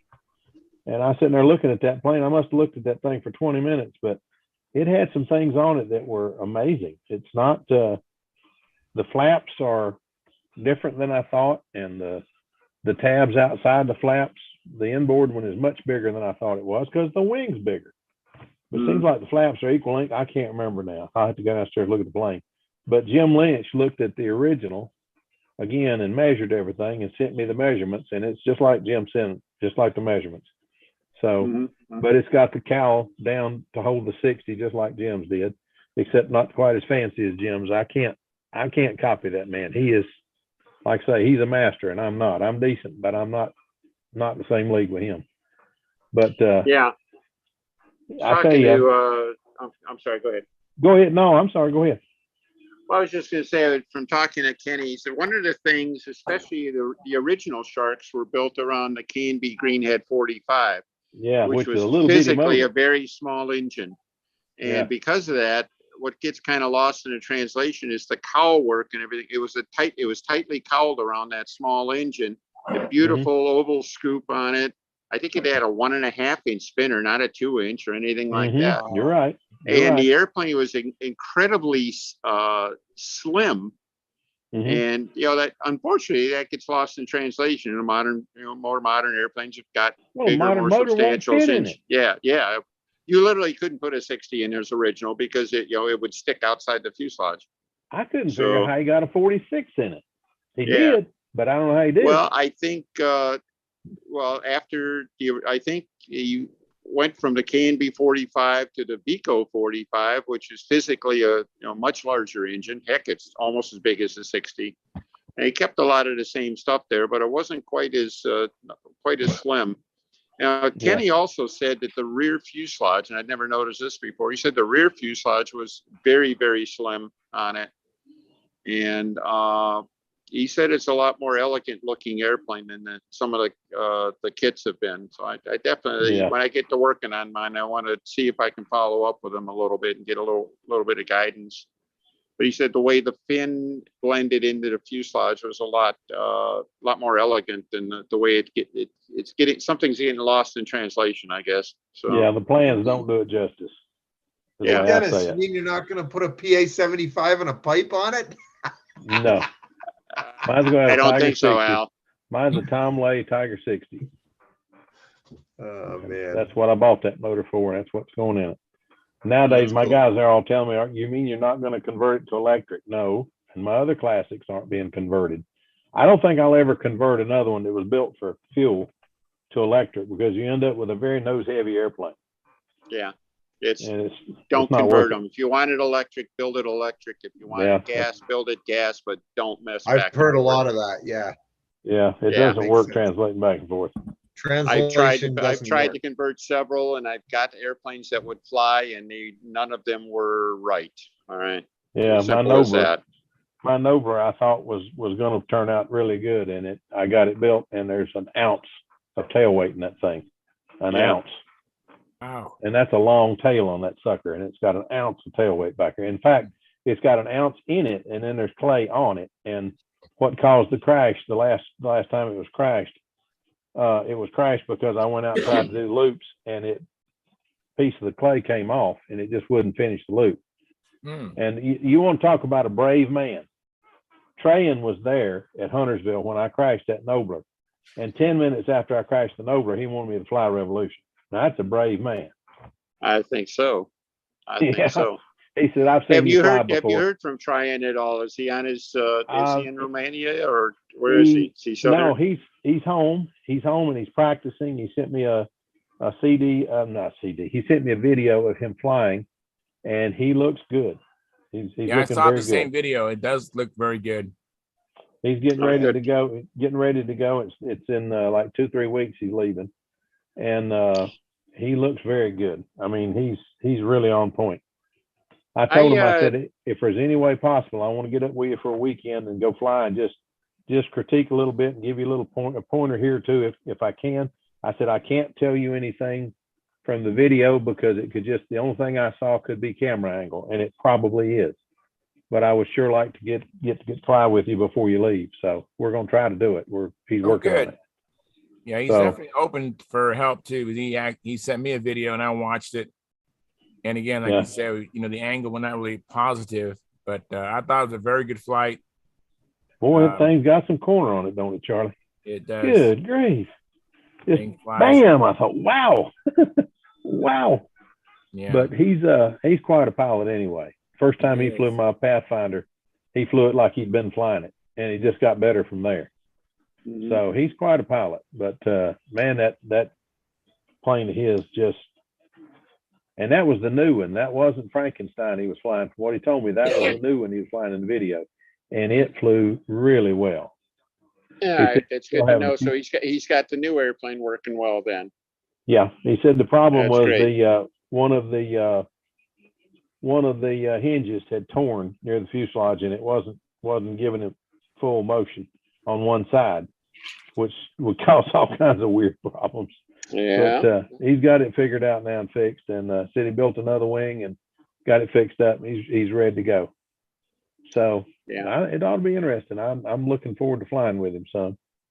But Yeah, I don't know if I said anything about this Monday. I might not have known about it, and I don't know if you guys have heard, but originally Orestes had pulled out of the world champs, and he decided this week, Monday, he changed his mind, and he's now prepared to go. Oh, good. Good deal. Yeah, so we will have a full team, and with obviously a very strong member on the team, and he's flying very well this week. I think a little more. It may be one of the hardest working people in the sport, and I'm sure he'll be ready to go. Do what represent us well. So I just think Joe won't be going now if he folded his wing. well, it's a plug-in wing. All you got to do is build a new panel. Oh, okay. I didn't know that. Cool Yeah, deal. it was here, and I think he already had a backup plan anyway. But you come right down to it, he's got a couple of weeks to build a new wing panel. Well, I hope I he think can it go. would be fast. My glance at it and 20-second evaluation is build a new one. Yeah, thank you. Don't bother trying to fix the old one. Just build a new one. So Well, I think that's a good idea, but Joe could do it. He's an amazing builder and flyer. mhm. Yeah, I wanted to ask you a question, Dennis. You mentioned the Shark 45. Now, are you going to put a electric motor in there, or are you going to put a gas? Are you new Whoa. here, Charles? I was just curious. Yeah, Is your no, dad built one, but your dad built one with the. I have no such aversions as Phil was mentioning. In for a penny, in for a pound. I do everything with electric now. I do Okay. everything with Spectra now. I do whatever I'm doing it all. So Well, I thought you and, might want to, as homage to your dad, build the Vector and put the Art Adamson Super Tiger 60 in there. well, he built this with a 46, which was actually an innovation at the time. He had one of the first 46s that was imported by World Engines. The old small bypass version ran very nice. Airplane flew nice and everything. But by the time he left us, my dad was full tilt electric. All right. Okay. So he spent so much time working on engines, and he was so happy to go out there and watch. He said, shoot, you don't have to work on this at all. I don't have to make any parts, no mufflers, no anything. So no helicoils or whatever. No, seriously, Charles, it's I have total respect for the IC engines and the things that we had to do in the past and everything like that. But my total program right now, I'm totally committed to. I want to see the Shark 45 fly like Shark 45s fly. All right, and to me, it doesn't matter. It matters that it has a strong power plant in it, and that's how the Shark is going to fly. The way it's intended. So. Very cool. Very cool. No, I even build electric old timers. I mean, I'm completely off the wall. I am your worst nightmare. All right. So I don't know about That's why you and nightmare. I get along so well, Dennis. We're each other's worst nightmare. 180 degrees. The only thing we agreed on, and we were the only two people here in Muncie this week with Spectra lines. Yeah, that's Wow. right. Shocked the hell out of me. I thought there'd be somebody else out there. Nope. And I answered enough questions You know, it felt like Yeah, me too. felt like a chat room Friday night. You know, all the questions you were getting about Spectra. You know, Yeah, does it everybody stretch? looked How do and- you tie the knots? You know, what Yeah, kind are it you was using? You constant. know, all the stuff we talk about time and time again. But There I was a don't lot know. of people looking at mine too. They just kept looking. They're looking at the Mhm. lines, looking at them close. Yeah, well, Len, you're flying. Yours are white, right? They're pure Your white. lines are white. Yeah, I Yeah. got a green and a yellow, so I was getting a lot of strange looks at that too. So, but yeah, even Orestes came over and asked me about them, and he talked to you about yours too, right? Yeah, he So- talked to me too. Oh yeah. Mm. So it was good. I heard there was an I mean- incident with lines. Was it Tom Luciano? He was getting ready to go out to his handle, discovered a broken strand, and then they exited the circle and put the I plane had down. not heard that. I had not heard And then- that. No, that was Dennis. That was about the incident we had with the arming plug today. That was because of his line breaking. Okay, okay. Yeah. So that's why somebody messed up. Okay. Yeah. I almost had an incident this morning because, you know, as usual, I'm on the circle and looked up the judges. Are we ready? You know, are we ready to go? And I thought everybody was ready, and I went and plugged in my airplane. And judge come over, so hold it. And one of the judges he was ready to go, but he's ready to go somewhere else. Do you know what I mean? So Yes. so he took about a 5-minute break and till he got back. So I was plugged in, and I thought about leaving it plugged in. No big deal, but it's like no reason to leave it plugged in because somebody has to hold on to the airplane then. So Yeah. and so I just but it no big deal. But I could see where it could happen. So And there's no Dennis- good time for this, but I was talking to Walter Umlin earlier this week, mhm. and I talked to him Monday, and he asked for prayers, and he's not feeling too good. Oh, no. Severe case of pneumonia. Oh, Lord. Mhm. So he asked for prayers and all that. We'll So have to do I that. told him I would do that, and it just slipped my mind Monday. So I didn't want 2 days to go by. So Yeah. Well, thanks Yeah. for mentioning that. Worry about Walter. And so, Yeah. Walt's a great guy. He's had some problems.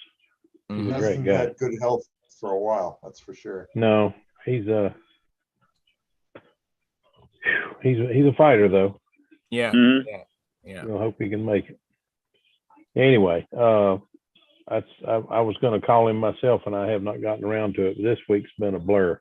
Yeah, give him a call. I know sometimes I called him the week before and he was sleeping, and I said, I'm sorry. And he says, okay. And he called me back Monday, and I spoke to him Monday. So, Yeah, maybe I but can do he that. hasn't gotten a lot of phone calls.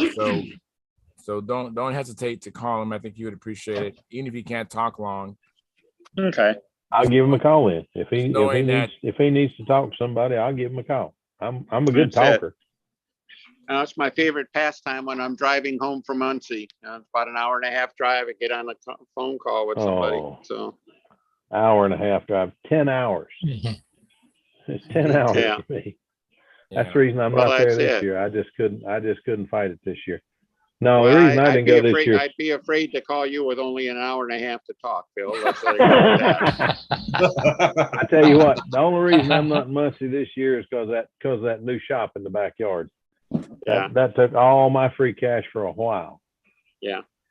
Phew. But all the usual stuff. You've been there, Charles. You've been there. I just hope the heck you guys can all make it back sometime. And the rest of the folks here in the chat, if you haven't been to the Nationals, it is just really neat to be so deeply immersed into your hobby and into Yeah. the people that people we chat with here and everything like that, and all the people you've read about and heard about and everything like that.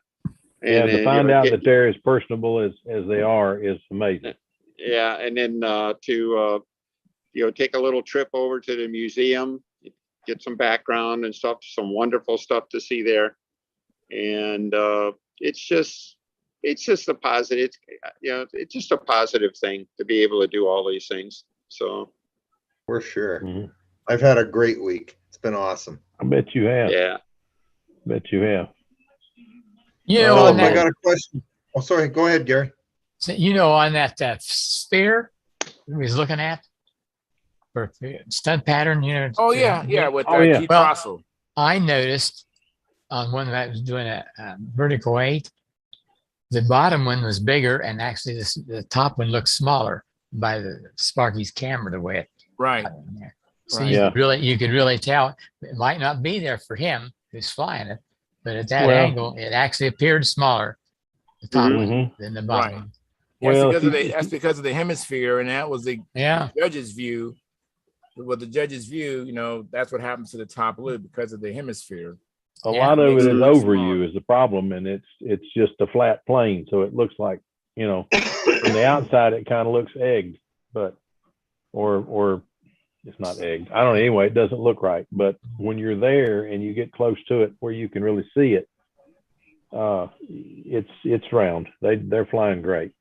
Did Yeah, Keith, and any little misalignment in the camera, even a tiny misalignment where you're not looking like dead straight on the intersection of a horizontal 8, the perspectives on the maneuvers get way out of kilter, and it's really hard to see.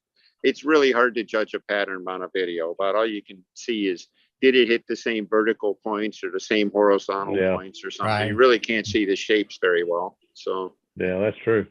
did you can Keith see if they demonstrate, track. did Keith demonstrate the pattern on his little half hemispheres? I have A a little video. bit. I have a video of him doing the whole pattern, but Oh, that night he just kind of, I asked him about it, and he grabbed the hemispheres and he just kind of showed it with the pipe cleaners. He just did a few maneuvers, but yeah, I haven't forgotten about it. We're probably going to do something separate than the Stunthangar video hangouts. Maybe another, I'm not really sure, but I like the brand we have, this type of chat, and that would be totally a departure from that. So I want to do something separate. But I definitely think, Yeah. I think that a stunt clinic of some sort online would be a convenient way, because I've never been to one. And there's a lot of people who've never been to one. So if, so that's kind of where I'm thinking is do something separate from this show. So I think it'd be a great idea. But if you want to give yourself a stunt clinic right quick, as far as the overhead 8s, the vertical 8s, any of that, everybody says, and I've been to contests myself and asked why I got the scores I got. And they say, well, you're not flying the tops, the intersection big enough, or you're flying at this, or you're flying at that.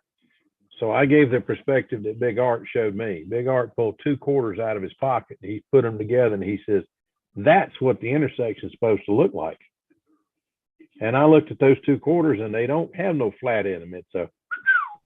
It just touches and turns.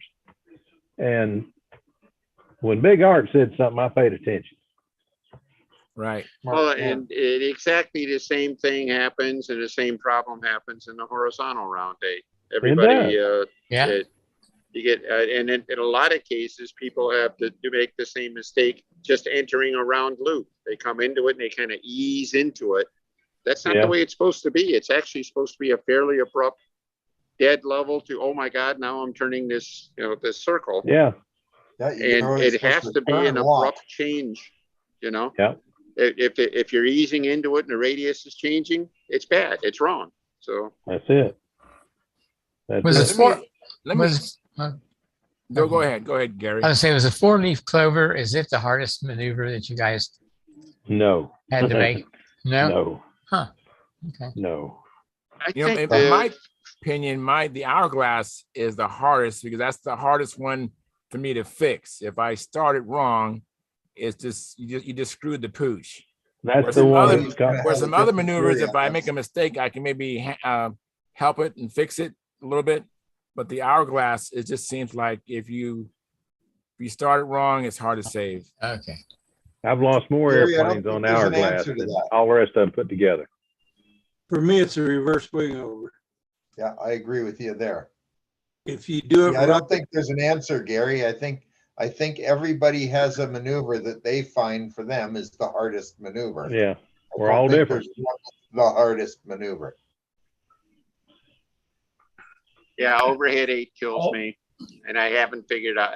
The only thing I know is the judges all agree that my overhead 8 stinks. And I mean, across many contests and everything like that. And I don't know what the silver bullet is. It's hard to fly. It's hard to judge. As a judge, it's a terrible maneuver to judge. And because you have no real perspective of what's going on. No reference. And yeah. So Denny, I think your overhead 8, the only thing I can remember was it looked like it was not getting quite far enough behind you, but the shapes were good. Yeah. And most people blow the shapes. Many of us fly in front of you 8s. Oh yeah. I have been for the last 18 months, well, 17 months. I'm finally getting, the guys are telling me you're finally getting it back where it belongs, but I'm missing the intersection overhead. So I'm working on it. Yep. I'm working on it, trying to get back, but I can't move my neck like I used to, and it's not as easy as it sounds. I watched David and Orestes do it this week, and I'll tell you, one thing I noticed about both of them, when they're doing their overhead 8s, they don't move. Yep. Yeah. They stand in one spot and fly the maneuver, and they contort their bodies in ways that most of us can't. Yeah. Mm-hmm. Orestes looks like he's just looking straight up and just peripheral vision flying it. He's the darndest tick I've ever seen. Watch Fitzgerald fly him. Oh, I have. Yeah, Fitzgerald's on his knee. He does a good job too. I was going to say, Howard and I were watching Orestes practice, and he comes out, he does a reverse wing over. I looked at Howard and said, you know what? I think I'm going to concede that maneuver to him. I look, it was like, what's a perfect wing over look like? Looks a lot like that. Yeah. By the way, it was amazing to see Howard score in his first round. Mm-hmm. What was it? Great flight. 589, I think. I'm sorry, I didn't quite get that. 589? Okay. Yeah, It wasn't quite it was in that area. 584. Yeah, it was, but he did that on what proved to be the tough circle too. So wow, very good. Wow, very good. If I can do a screen share, because we're talking about the Nats. I've only been there once, but this picture was taken by Gene Martin. And let me share this with you. This is me holding Sparky's plane. And this is one of my proudest moments. Well, we recognize you. You guys see it? You recognize him. Look at that smiling face. That's great. You're a little skinnier there, buddy. Little what? You're a little skinnier there. No, actually, not really. Maybe the plane flattered me. I don't know. But it looks. Looking at your chest and your shoulders, look like. Wait a minute. Are we going to get into it? Does this airplane make me look fat? Yeah. Come on. Oh guys. no. Come on, guys. Let's not go there. No, you got to turn around to get into that argument. Yeah, that's funny. I like the way the other plane, the guy that's flying behind him, the plane was right there when he clicked the picture. Yes, yeah, that's the guy from Japan. There actually there was 2 guys from Japan that year, and I'm not sure if that's Nicky. What do you call him? I can't think of his name. I can't think of his name. Hero. Or no, not Hero. Iki. Yes. Yeah, that might have been Iki. I was really impressed with his flying because yeah. Yeah, I mean, he flies fast. That's what was so. I mean, he flies. It must have a fast lap time, or he just flies so low it looks like a fast lap time. It was kind of hard for me to determine what it was. I believe I was at the VSC the year he came over and won VSC. That wouldn't surprise me. Yeah, very impressive pilot. Have you seen Casminato fly? Yes, Charles, No, I've never seen Casminato. Never seen him fly. You need to watch Cassie sometime. Cassie came to VSC one year, and he had a humongous that comes apart. I'd never seen an old timer come apart, but he had one that was a bolt together. And I mean, it was impressive. And Cass flew it in old time, classic, and modern. And I don't remember where he finished in any of them, but he's impressive. Just a great guy to talk to. There's the year the VSC got rained out. Remember that? Anybody there? I didn't go that year, but I remember the year. Yeah, I know Yeah, people who did go. We were all sitting in the hall there, and we started just bringing up airplanes, talking about them. And I think it's Paul Van Dort from the Netherlands. I think that was who it was. He had a Cobra, an Yeah. IBM Cobra that was a take apart. Hmm. And he got up and showed us how he did it. And all I can say is the man's a builder. Yeah, I remember seeing pictures of that. He's amazing. Mhm. That spar, the way it went together and the bolts went in from the bottom, that was incredible. Yeah. Mhm. I'd never seen anybody do a take apart I-beamer, a true I-beam. No. Wow. Yeah. So when did they start this take apart? Was able to do it? When they When did they start doing it? Yeah, the stunt ships. The first one I saw was about 10 years ago now. And, you know, And the first one I actually saw, I just thinking about first one I actually, well, no, it's been more than that because it's been 30 years because I did my impact 30 years ago and it was not the first take apart old timer, but I built it in my old house and I've been here 30 years. So they've been doing it for 30 years at least, Gary. I don't know how much longer. Yeah, I They were think they doing them in started- the 80s, actually. Yeah, it became more and more prohibitive to try to ship models overseas to the world Exactly. champs and stuff like that. It Yeah. just became. It started off, I think, really with like bolt-on wings and tails, and then Exactly. but that's still a pretty good size box. So you end up the only way you make the box smaller is you plug in the wings, and even that wasn't enough. Now they're taking the fuselages apart. They're making those Yeah.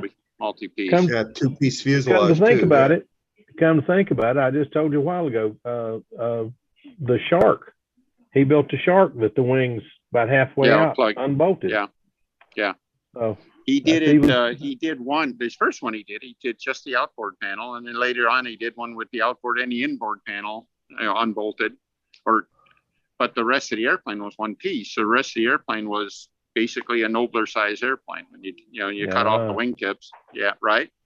Yeah, And makes sense. so, but it was a long time. But even the iconic airplanes like the USA ones and I believe Hunt's big Genesis and stuff, they all went over to Europe in one piece Yeah. and Big great big box, yeah. boxes. Yep. Yeah. I remember our guys taking their planes over in the big boxes too.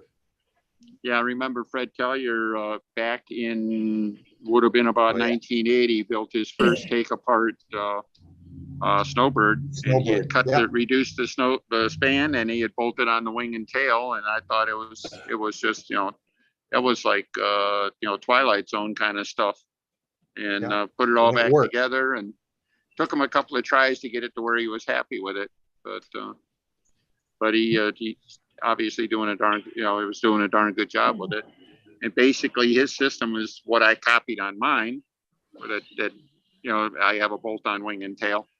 And but the next grand step, of course, is to go to a full plug-in wing airplane. So That's what I want to do next. I've got one to wing unbolts the impact, but I want to do one that plugs into. Yeah. I'm drawing. I haven't started constructing, but I'm drawing one. But I tell you what's I think got me somewhere in- along the line, you just got to commit. You got to commit the balsa, man. Just Good do night, it baby. and maybe fail, before you get it right, before you get a final answer. So Yeah. Well, I've but I got think that. an I-beam would be a great starting point. So Yeah, the Revolution, of course, does plug in. Everything plugs together on that one, but I didn't build that. I mean, that's Trey's toy, but it's man, that's a good airplane. But it's I think how did the Adamov boys do? haven't flown yet. Not yet. Oh, okay. Tomorrow. They were on site tonight, but I haven't seen them. In fact, I said hi to Gabe, but I haven't even seen his brother or his dad yet. So Yeah, I tell Part of you the what, reason Mike, I want to go back in the morning. So yeah, Mike will be there, I'm sure.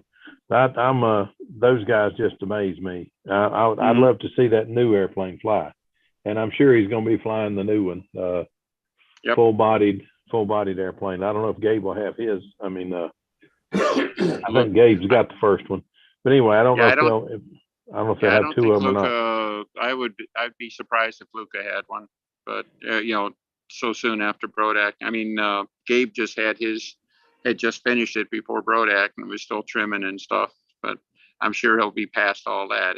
I'm looking for a little more performance there. So Well, I I'll mean, tell you all he what, did was he was second in advanced at Brodak. I mean, that's it's not like he has a lot of room to really grow from there. But we'll see. Considering he'll be flying against other juniors.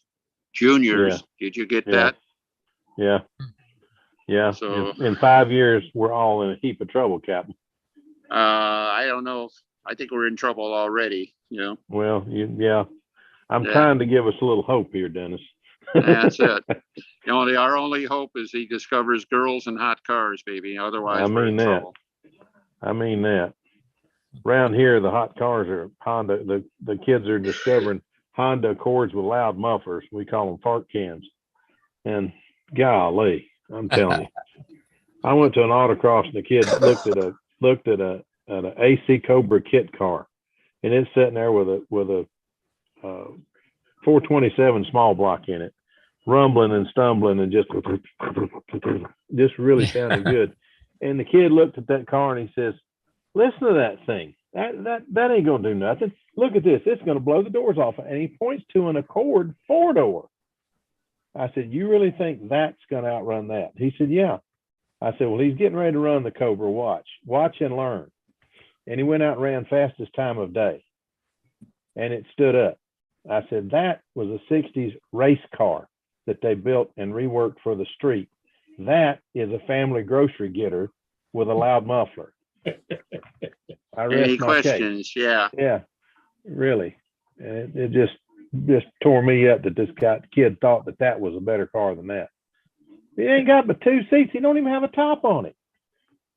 Yeah. Yeah, and I wish I could afford one of those, because if I could, I'd have one. That's a wonderful car. I've driven one.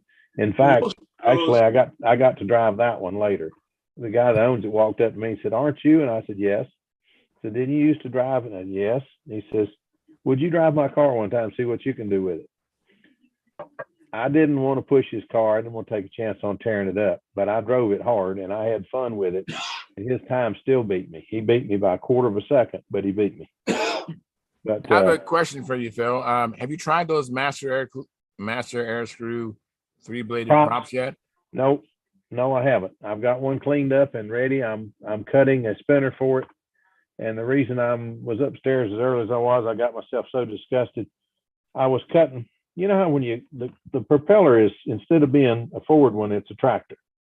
And I was cutting the spinner, and instead of cutting it where behind the blade, it was supposed to come down like this, and I cut it straight. And I thought, oh no, what in the heck were you thinking? Oh no. So I just sort of packed that one up and came upstairs. I do have a second one. I can cut another one and try to get it right. But I mean, it's a $14 prop. It's not that spinner. It's not that expensive, but I just couldn't figure out what in the world was I thinking when I cut a straight line. I always cut those on an angle so it'll follow the propeller, but Mama said there'd be days like this. I mean that, and I cut 2 of them before I thought about it. Yeah. Now that Master Air Screw prop is a pusher or a tractor? It's a pusher. It's a pusher. Okay. Yeah, I listened to Dennis and tried one of those crazy things that turns the wrong way, and that's what I'm running now. Oh yeah. In fact, I've got one plane that runs a conventional a tractor prop, and I flew it the other day and brought it back and converted it. It got the cure. So I mean, it's there are places where the pusher prop is different, and you think, well, better the devil we know than the one that we don't know. But when you do your first hourglass and the lines stay tight on the 2 top turns, and the thing pulls out so sweet at the bottom, and it doesn't do any of that dancing, anything. I've lost more airplanes in the hourglass than learning every other maneuver combined. So when one will go through the hourglass and feels that solid, if all I got to do is reverse the direction of the rotation of the propeller, I'm going to do it. So, I went to a Ray rudder for my hourglass. well, I'm trying that too, but I don't have it on this particular airplane. But I can feel it. I can feel it when it cuts in on those two top corners. man, it's incredible. I mean, I just couldn't believe it.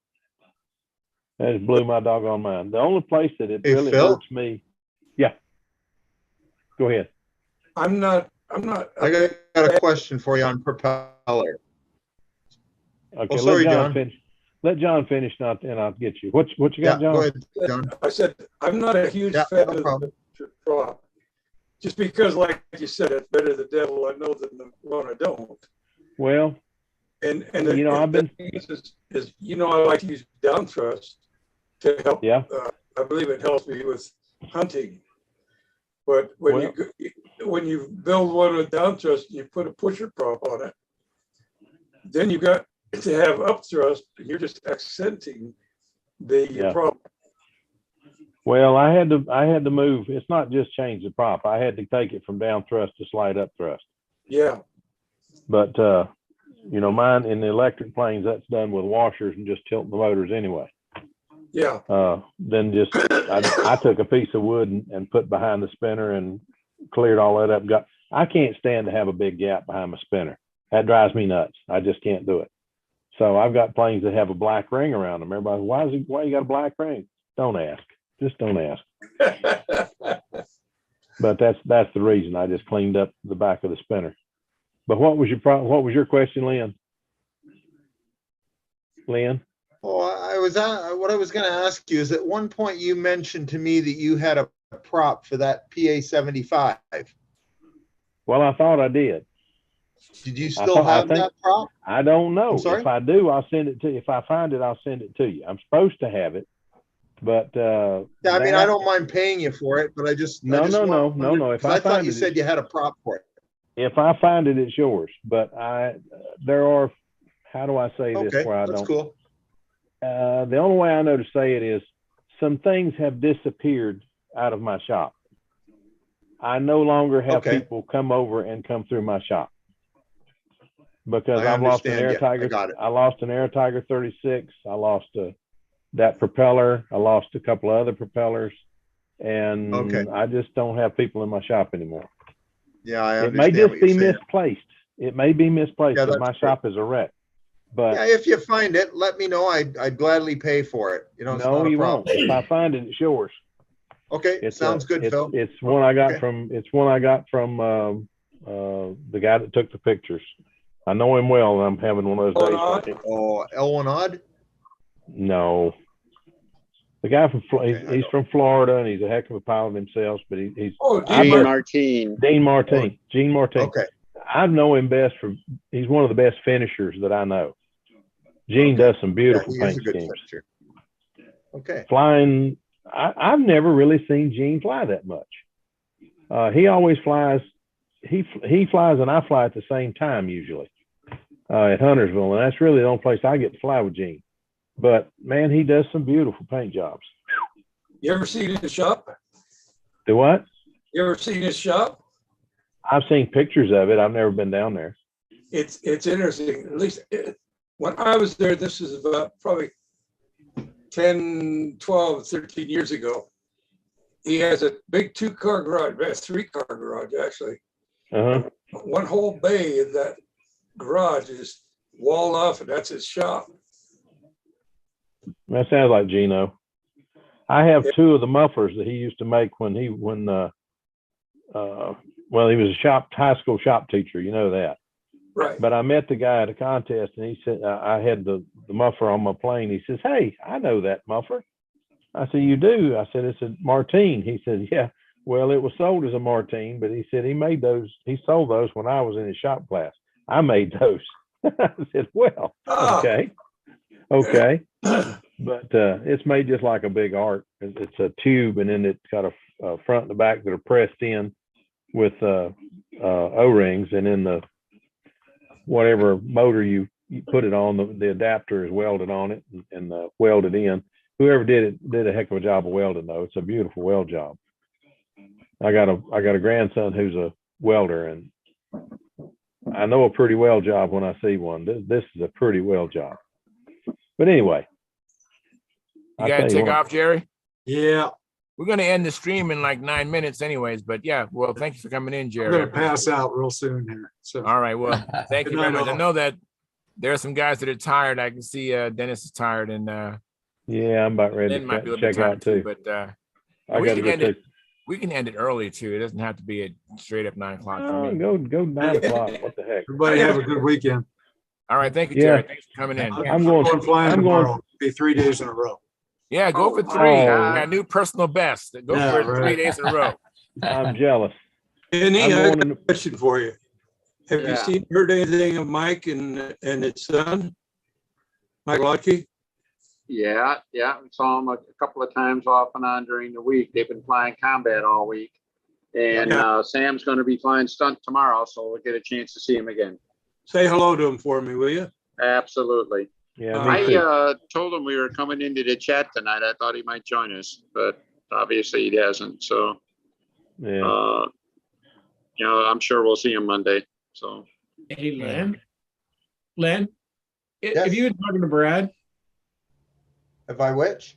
You've been talking to Brad at all about the competition this I week? just sent a message, just only sent a message to him one day. That's all. Okay, I just wondered if it'll continue on because Sunday's supposed to be rain all day.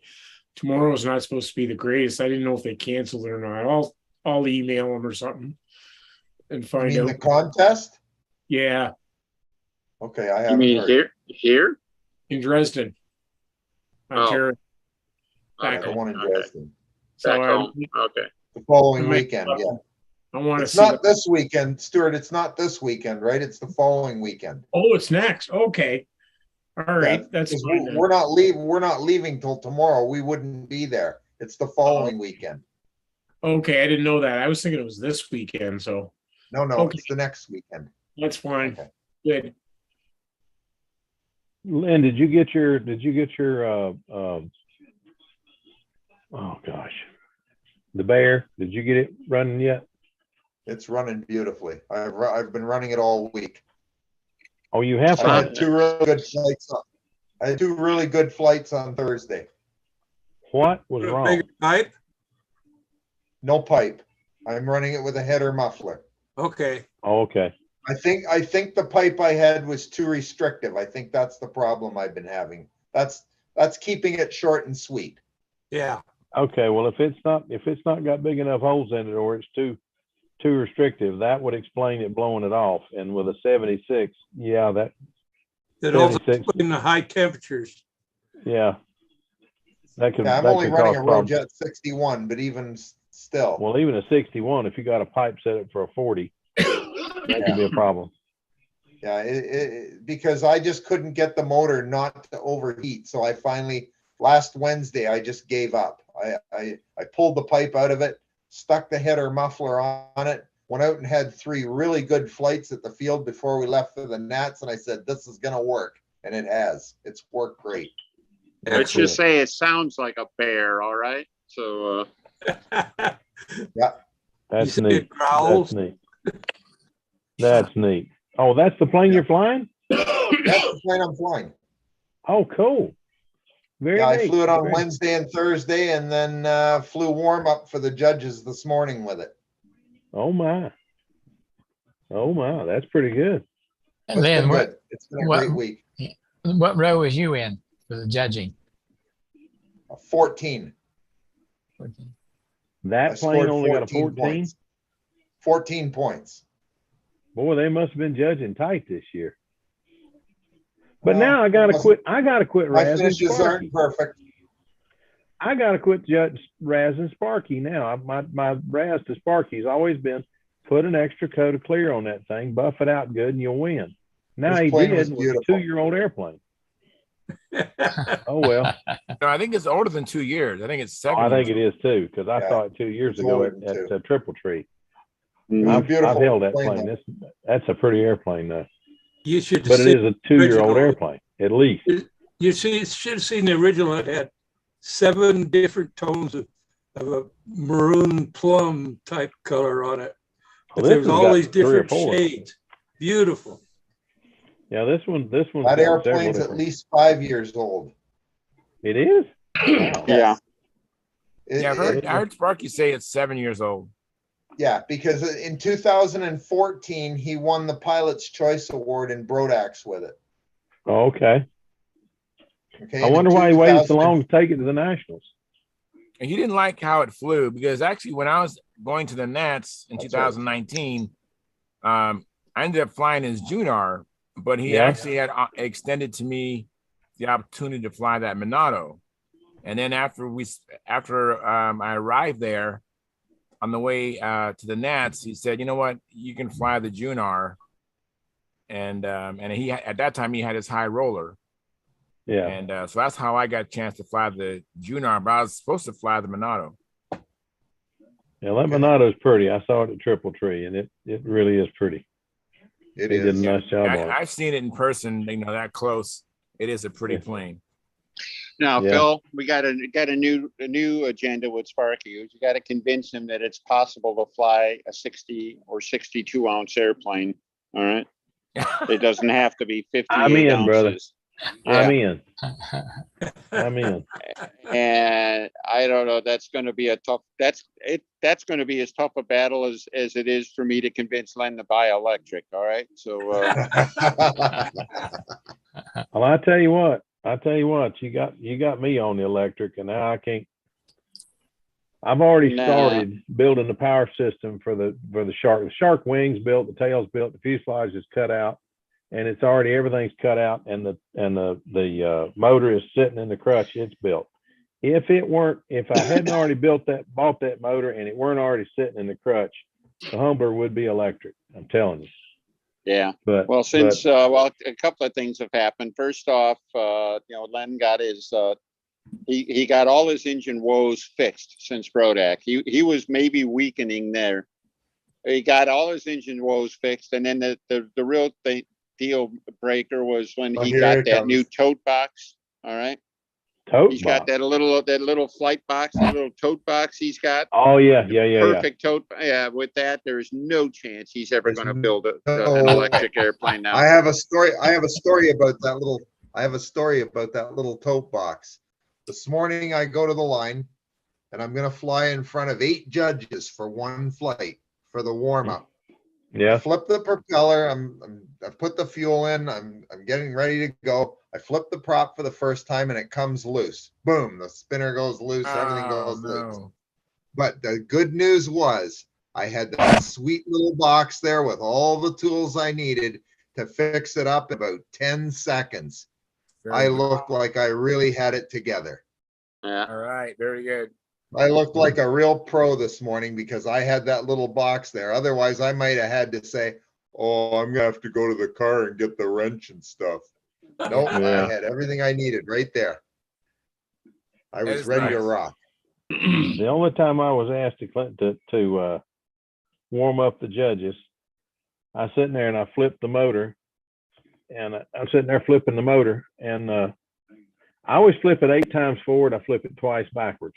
Well, I flipped it the first time backwards. I flipped it the second time backwards, and I flip it 1 time forward.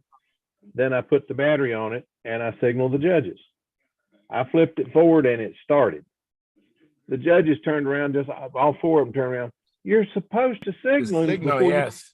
I showed them the battery. Oh. Oh, I understand. I put the battery back in my pocket. I said, I didn't put the battery on it yet. Wow. So- I've never had that happen. I've only heard of that happening, but that's never Well, happened, it happened to to me. me. FP40, and Oh, it fired up, started, You and know Tom you had a Looper diesel, didn't you? standing there holding it, and he looked at me and he says, maybe we need another head gasket in that motor. I said, you think? So there's 2 times, any of you listening, there's 2 times that you need another head gasket in your motor. If you're flying and that thing sounds like it's knocking, it's got too much compression. Put another head gasket in it. And if it diesel starts like that, put another head gasket in it. Even if you take it out on a cooler day, put it in there for that day, because if it's running that highly compressed, it ain't helping your rod any. Yeah, I can vouch for that. I had a rod on my K77 that got mushroomed. Yeah. You know how to make sure you got your CG in the right place? Seriously. Go out there CG? and fly an inside loop. Uh-huh. Okay, if the inside loop, as you go over, tries to get big, so you have to always put in control. Uh-huh. Yeah. Keep the size. If your nose heavy, Uh-huh. if you do that inside loop and it wants to tighten up on you and get smaller, Your tail heavy. your tail heavy. Yeah, that makes sense. I had not thought about that, but that makes perfect sense. Yeah. Thank you. Isn't that Thank you for all these good tips. We're getting all these great That's a tips good one, John. at the end of the show. You bet.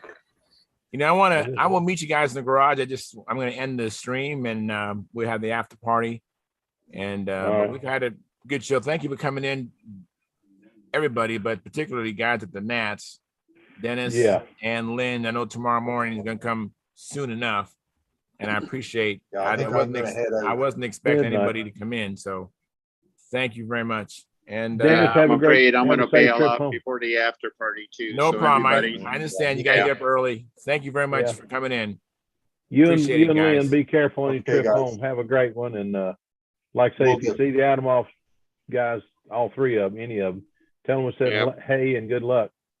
Absolutely. They're amazing. Good night, All everybody.